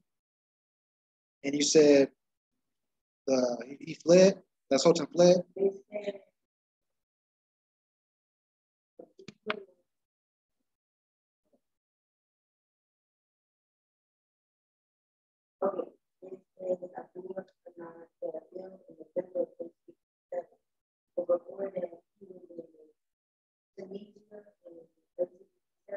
Tunis. Tunis. He was there, like, I guess they were,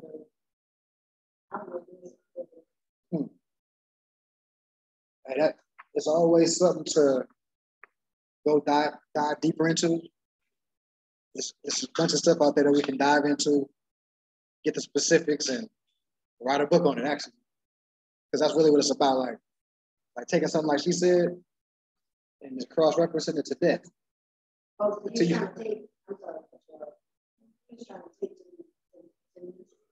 Oh, the Sultan was trying to take Tunis. yeah, he's trying to take That make more sense, especially than the 13. I can see. one of the things about him is that he was trying to sustain and that's why he was still Right. I can see that. Because remember, there's a lot of stuff going on. We already know the famous 1492 situation. So that's coming close to that. So, we got pieces of our empire that fell, pieces was intact.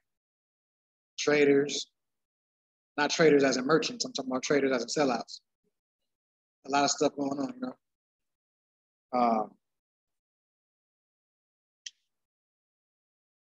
So, it is very often used to cover the whole reign of Charles II, received Tangier as part of the marriage treaty with Portugal in 1661. The Battle of Tangier, or called the Battle of Jews Hill. So this is a nickname, the Battle of Jews Hill. There's another term for that war, the Battle of Tangier. Took place on the 4th of May in 1664, when a force of Moorish warriors ambushed and defeated a detachment of the garrison of English Tangier, led by the governor Andrew Rutherford, first Earl of Teviot, who was killed in the fighting. It was the heaviest defeat suffered by the garrison during the English possession of Tangier. between 1661 through 1684. On May 4th, he led out a large detachment of troops, a mixture of English and Irish soldiers, toward an area known as Jews Hill or Jews Mount. That's interesting, back with the, remember in the Bible when we talk about Mount something? Yeah, Mount Sinai, for example, because we know Sinai, or the root word sin means moon. So we're talking about the temple of the moon, we're talking about Mount Sinai in the Bible, for example. So when they said Jews Hill or Jews Mount, that's what my mind, it started clicking, like, you know what I mean? So they're referring to us again as the Jews from a perspective of our people that have went rogue. They're calling their own people that didn't go rogue the Jews.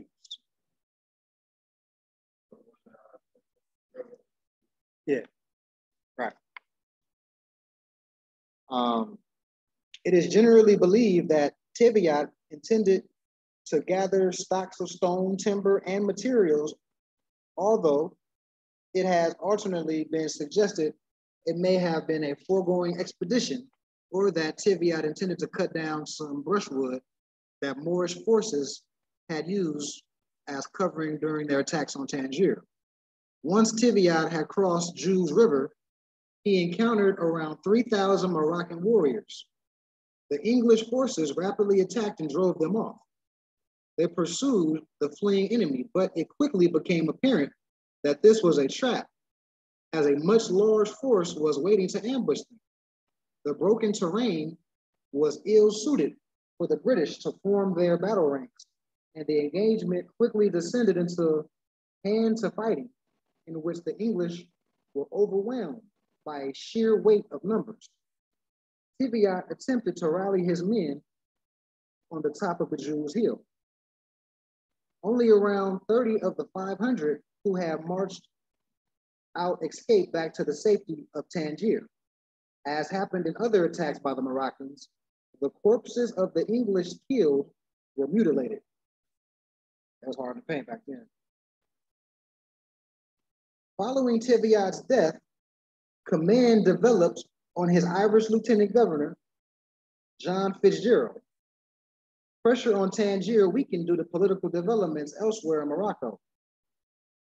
And Fitzgerald agreed to a truce, which by 1666 had become a general peace and resulted in the 17th century New Netherland Dutch Republic near present-day Cape Cod, or the Dutch West India Company, succeeded by the colony of Rhode Island and Providence plantations.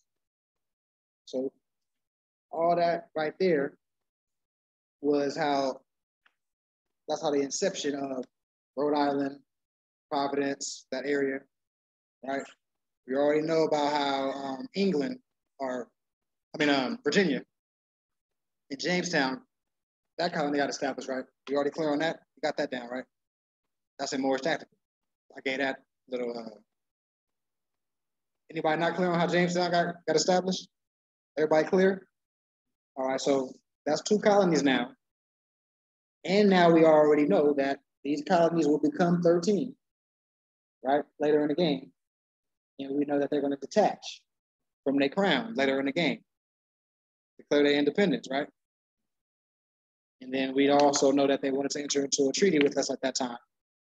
We told them no, right? We told them to organize themselves, right? Get some elected officials amongst yourselves, right? Get some organization going before you come to us talking about a treaty and recognizing y'all as a sovereign nation. Because prior, remember, these are scum of the earth. I'm talking about in the eyes of their crown. That's why they got shipped over there in the first place, because they were either scum of the earth, peasants, rebelling against whatever, vagabonds, you know what I'm saying, Slavs. You know what I mean? That's the reason these people came over here and populated the colonies and start picking cotton in the first place. These Irish, German, Dutch people, British people, English people, right? So that's the reason why we told them to organize, because Yeah, they were, you know what I mean? So that's when they organized and got the Benjamin Franklins, the Thomas Jeffersons, Thomas Barclays, Benjamin Franklin, whatever, right? Then they came as ambassadors representing that body politic. And once again, for review, these presidents, John Hanson, Benjamin Banneker Bay, was all brothers. This is all brothers. It wasn't no George Washington, none of this type of stuff. Didn't come till later, right? Although it was a confederation now. Now these 13 colonies are, it's the first time these colonies are calling themselves one thing. They're under one banner now. They're not separate colonies no more. They're the United States now. Now they're the United States. This is a new entity. They're no longer European subjects. They're no longer English subjects. They're no longer British subjects. They're no longer Dutch subjects. They're no longer whatever, Scottish. They're no longer those subjects. They're their own little entity. And that new entity, since they're not part of a sovereign crown, they needed a sovereign authority or crown to recognize them as a government. And that's what the Treaty of Peace and Friendship is for them. Recognition of a sovereign power, recognizing them as a legitimate nation. Treaty of Peace and Friendship, 1786, between Morocco and the United States. That was the United States' first sense of authority, or having some type of international standing of government. Right. Yeah, yeah. First ever.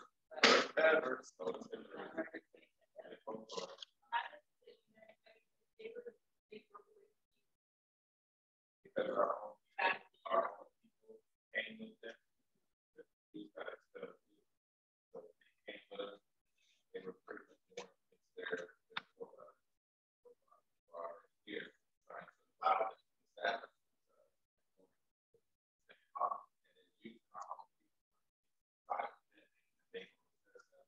them up when they pretty much displayed us by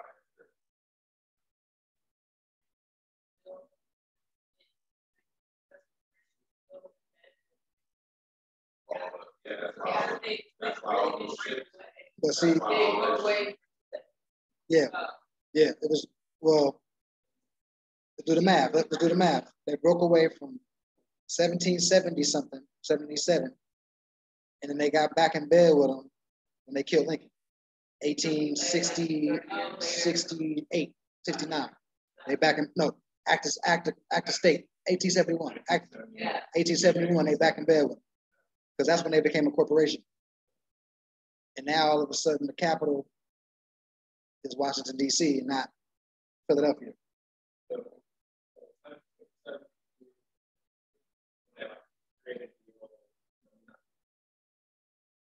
Oh, the Articles of Confederation.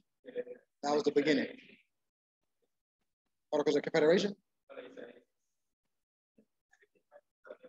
Oh, okay. Corporation? 1871.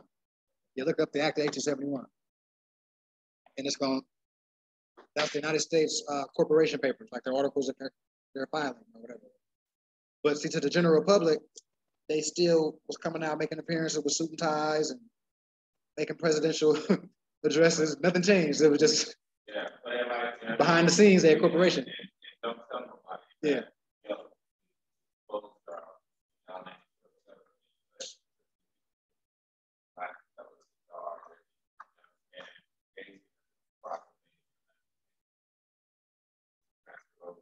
Yeah.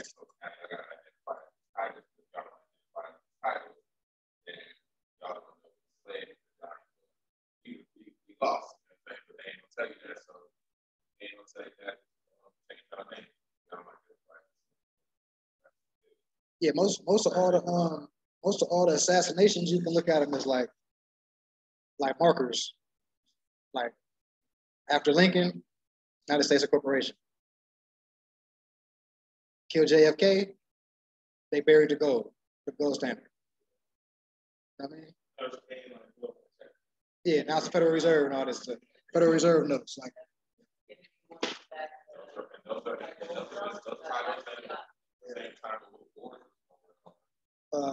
Noble Ali, if you look up the Great Depression, 1928, when you take 20,000 people out their system, which just means they head is screwed on now, they're not participating in the activities to make the United States corporation flourish. You take them people out, that's taking gas out of a car. So they'll announce that as the Great Depression or what's it called? The shutdown. Yeah. You know what I'm saying? Yeah.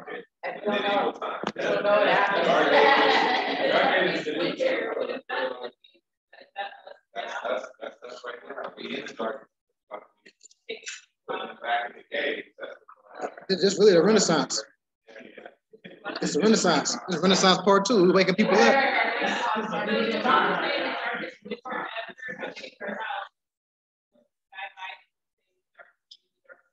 See, I don't watch no TV. I don't know what's going on.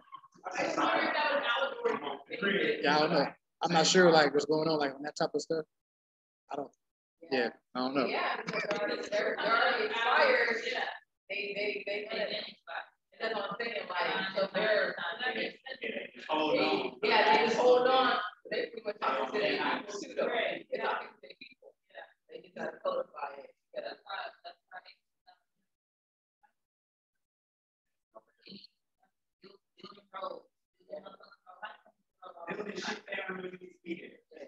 That's good for us though. We want them to have it versus who've been having it. Because once we operate with nationalities, all that's good. Yeah, we want that. We want them to have it. You know what I mean? More stuff gonna open up. Like it's gonna be less resistance. You know what I'm saying? Yeah. They can have that corporate. They can be the head of that corporation. You know what I mean? They can have it. You know what I'm saying? Because they about business. They more strictly business. They're not coming with the. Yeah, they more straight cut. You ain't got no nationality. They're gonna fuck over you. If you do, they're gonna do business with you. They keep like they're in Africa right now. Yeah.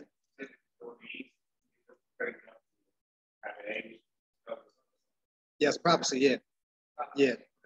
That can come in many forms. Like people that think they're Middle Eastern, because I'm starting to see that too. Like the more we wake up, they starting to see like, okay, yeah, and like I say, once we get big enough, we can start talking about citizenship. We can start naturalizing people. Y'all citizens of the Moroccan Empire. You know what I mean? And go from there, because that's the only thing legitimate after a while. You're talking about citizenship here in America. You have to pledge allegiance to us.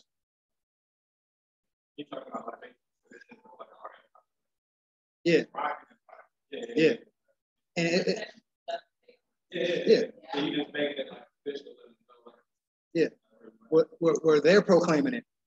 Like, so, if they get pulled over, they're going to say, oh, Moroccan Dominion. They're going to have to say that. Like, remember, the nationality is your allegiance, right? Yes. So they got allegiance. I mean, it don't really matter what shade you are. Everybody are more because they came from us. You know what I'm saying? So it's about where their heart is at. Yep. But what was I going to say? This one? Sultan of America, Morocco. It's called Sultan of America, yeah. Rise of the Moors. RiseOfTheMoors.org. Yeah. Yep.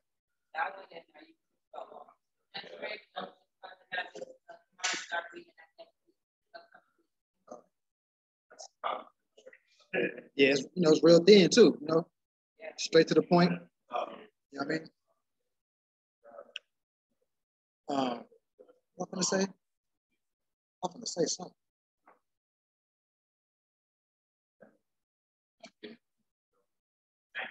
She had said something, and I was thinking about something Sierra said.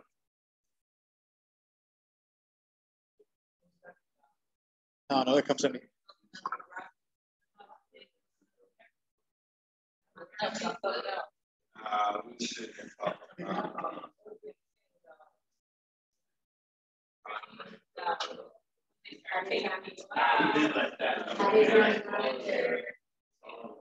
I don't know. All right, but I will do this. I'll review because since y'all came in late. No, it was him. No, it was you. It was him and Jabbar. Yeah. You didn't catch the. All right, so it's gonna be people that's gonna come to you, or all of us, and it's gonna be interesting to them. But it's gonna be some things that they got hangups on. So 9 times out of 10, those hangups gonna be the religion, the Bible, like that book. So, for instance, like the Hebrew Israelites, that was an example I gave. We just covered some literature. We cross-reference how the Israelites are the Canaanites and the Cushites. Yeah.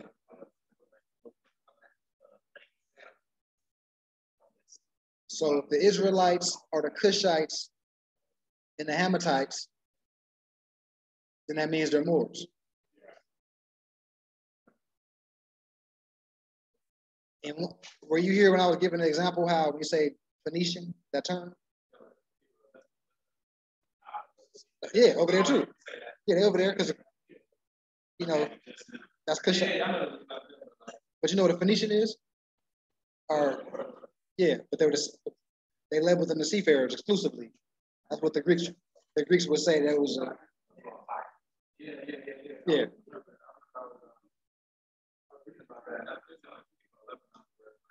Yeah. Yeah. So over there, they Carthaginian or just Phoenician period. Over here, they're Olmecs. Because the Olmecs travel back and forth. And then what we did was we read and we kept track of the timelines. This author right here, Rudolph Windsor, he's not a conscious Moor. So he's an author he using terms like the Black Sumerians, the Black, Egyptians. So exactly. So that's what we're saying when people come to us to help them get over they locked in mind frames dealing with that. I would say this is an option to come with a scholarship, come with etymology. And you'll see that word black came out when what? Old English time, Old High German time. In that time period, it was from 750 to 1050 AD. On the AD side, you got the 0. On this side, you got small to big. We on the AD side right now, quote unquote, right? On that side, we know the opposite. The numbers are big and they get smaller on the BC. So if this author is talking about our people during the Sumerian time, which was 2100 BC, 2000 BC, 1700 BC, and we know black came out in the 750 to the 1050 AD, which was years later, they can't be called black people. Just using etymology, because the word wasn't out at that time. Let's keep it simple, right? And then, same thing, the timeline, no matter what name that a person from an ideology different than ours, they can call us whatever. But what time frame are they talking about these people? Because we know that the Olmecs was around during the same BC era, 1700 to 3000 BC. That's the same era as the Phoenician. That's the same era as the Sumerian. That's the same era as the quote unquote Egyptians over there, right? So that must mean they're the same people. If this civilization is around at the same time, and it's shown that on this side of the water, these Olmecs got turbans and fezzes on, and over there, what you call the Sumerian dynasties, or the Anunnaki people, the people that the Anunnakis gave direct information to. What's the other ones? What's the others? The Dogons. Yeah, Carthage. Carthaginians. These are all names of the same people during the same time period.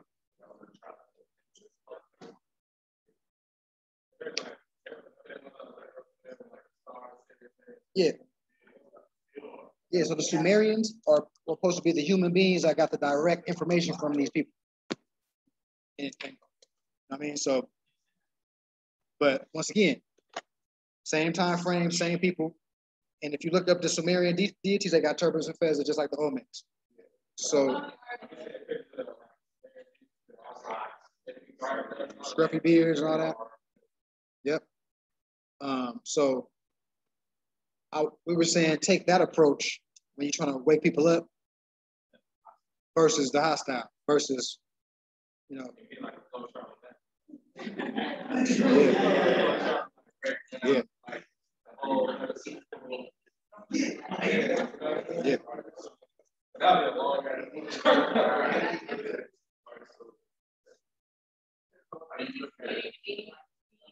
Depends on how you look at it. Like in biblical perspective, is before Christ and on the year, right? The year of the Lord. Before Christ. Or they say after death. They'll say after death too. BC, before Christ. Before Christ. Which doesn't make any sense whatsoever. Unless we talk about him dying as he lived. Yeah. But it's really Berber calendar. So they started all over. Yeah. They were starting the calendar and added 1,000 years and made it seem like. So BC. It go from. Yeah. Yes. Yes. Yes. So 1, 2, 3, 4. BC is higher than small, and then AD is smaller than higher. We're in 2021 right now. We're starting right here.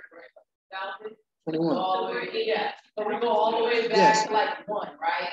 And then from 1, we gotta go. We start going up again. Because we don't go back 2022, right? Like we go back from that point, it's gonna be a 1 again.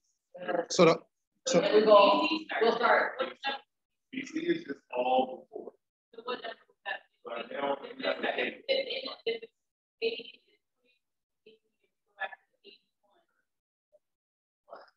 Yeah, so that's like. yeah. No, because look. You know? So therefore, it'd be like 3,000 years ago from the date.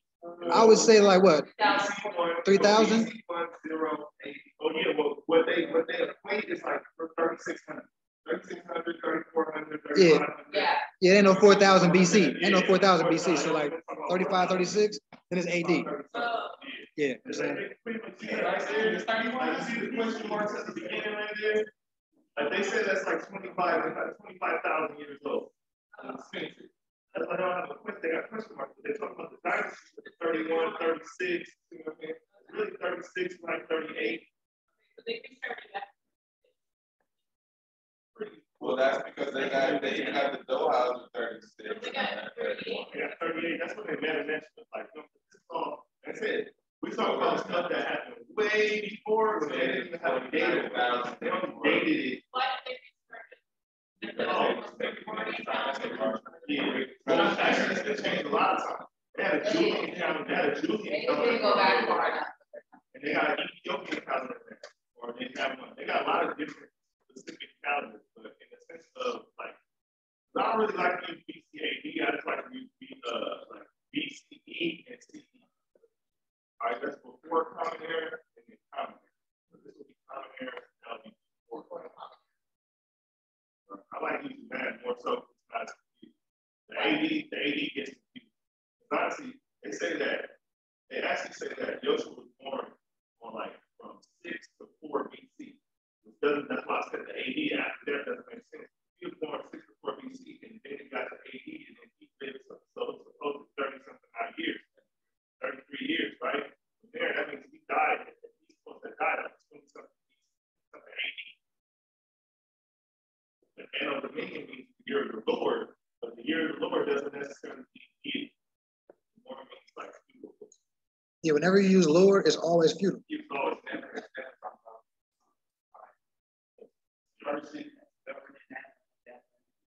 Landlord. Somebody that's a de facto figure. And did you notice when I was reading?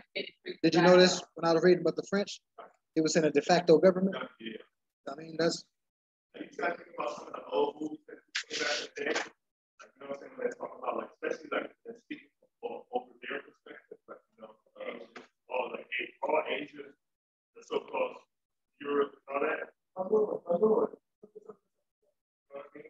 So they see in that aspect, that's what they talking about. The one that was ruling that area, like we're talking about Arizona.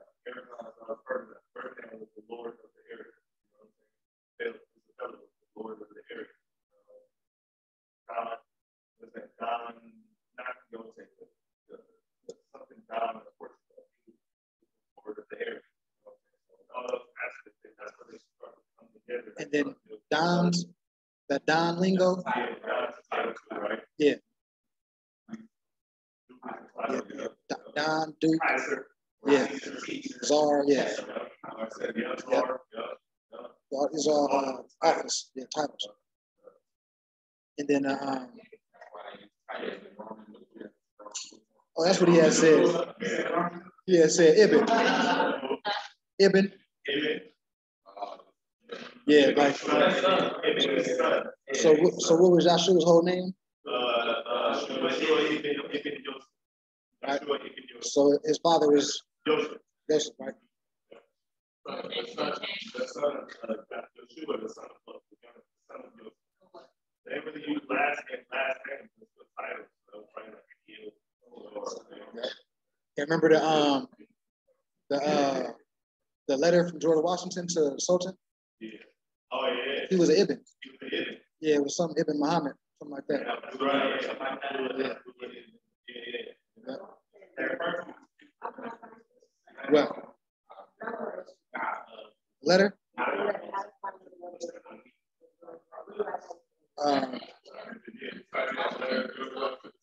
George Washington letter. No, you got to put Sultan of Morocco, I think. George Washington. Yeah.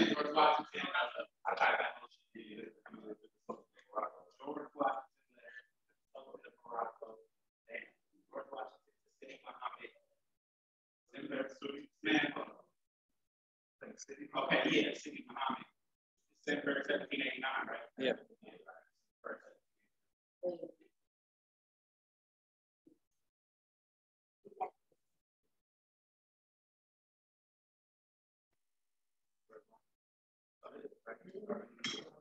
Yeah. I was thinking about it too. Like, right there.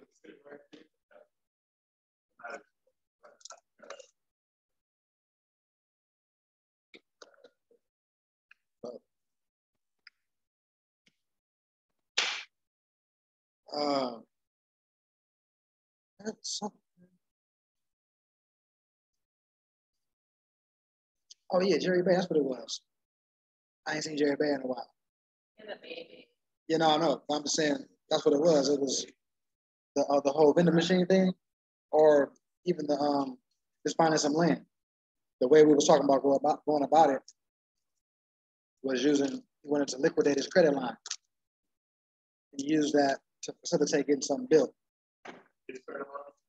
Yeah, or if whoever got credit cards combined and they got houses that they can put together within like a week or two. You know what I'm saying? The rooms are a little smaller than traditional, but it's still a 5-bedroom. And for 30 racks, the payments for something like that is like $500 a month. That's like a car loan, 30,000 type shit. You know what I'm saying? So we can split that between. We can split $500 a month. So that was kind of the tactical approach to get in there. But like I say, Jerry Bay, I know he got the little one, so he kind of been MIA. So, you know, trying to just formulate a way to acquire some land and build on it. You were saying something, right, about that? Did you have an idea? I know you said something a couple of weeks ago about acquiring some land. You had an idea? Oh, this is it. Okay.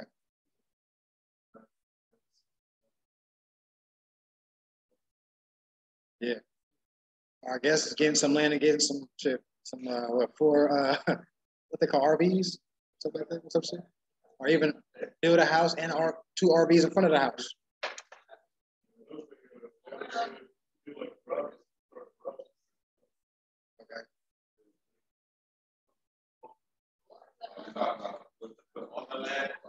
Yeah.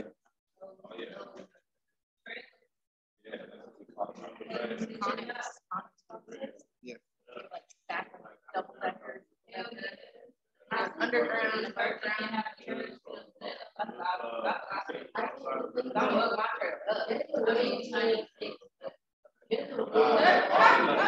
No, you get a triple wide. You're gonna get a triple wide.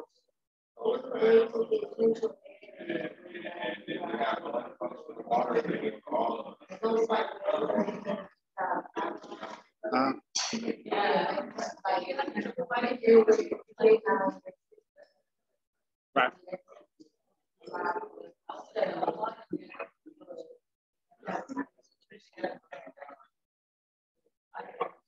Yeah. So yeah, that's the update on that. See if try to manifest that. We'll manifest it, soon. Yeah. So, Yes. like these, All right, right here, we can start meditating. I met a lady who was telling me like, how to get married, Facebook groups, having an organization or something that wants to promote, having a Facebook group and get into something and people will drop like big money. She's saying, she's saying older people on the Facebook board, it's the younger people on Facebook trying to make money, but if you're really trying to make a lot of some money, it's like fundraising for time. Start with that. I don't know about this. All I know They is do, a lot of people do be on Facebook.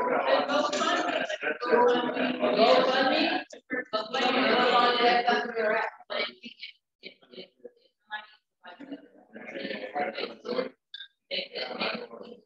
Facebook page and upload all our pictures, our money on there, website, all of that. That sounds like hey, I'm gonna make a Facebook account that I know it's They everywhere. They everywhere. They're watching it right now. Look.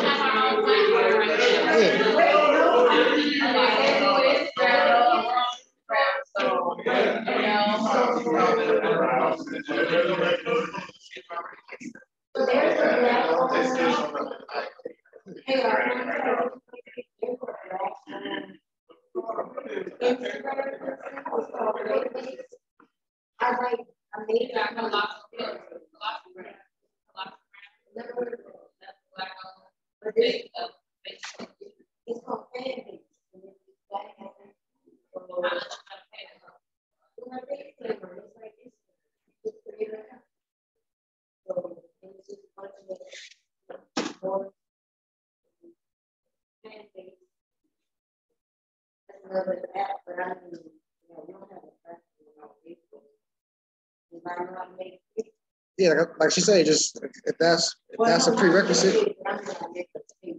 Yeah, if that's a prerequisite, then somebody just make one. Whoever's savvy, just make a page. Yeah. Yeah. Yeah, that's something that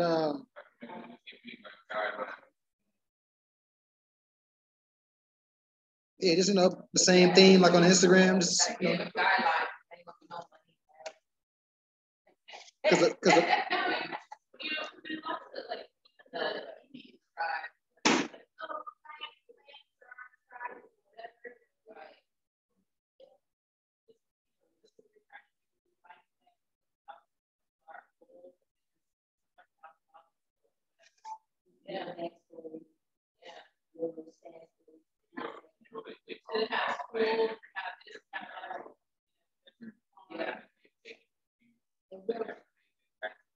yeah.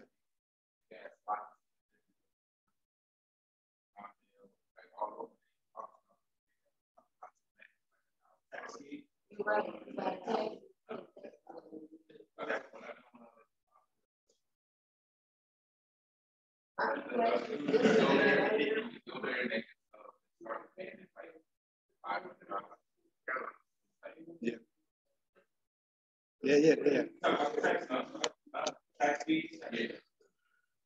Yep. Yeah. That's a good way to get up in there. But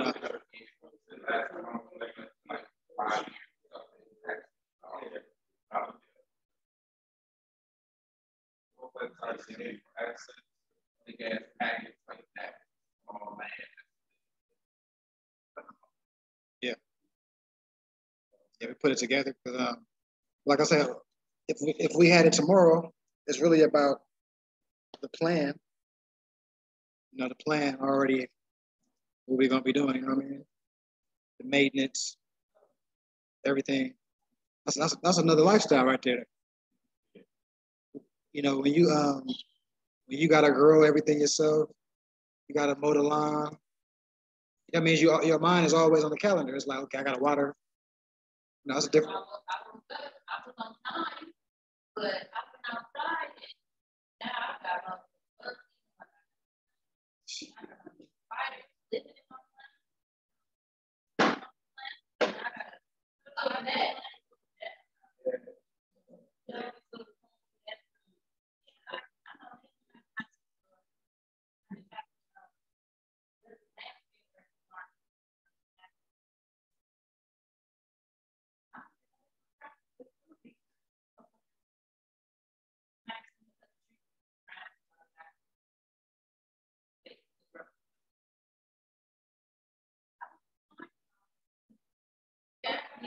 Yeah. But that's better though. Like, I think you become a better human being when your mind working like that. Yeah, you're forced to have a productive routine. Your shit be everywhere. Every morning I just go out. Yeah.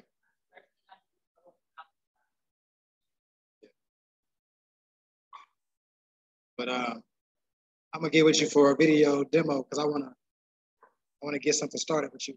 The little square or whatever. Yeah. Yeah.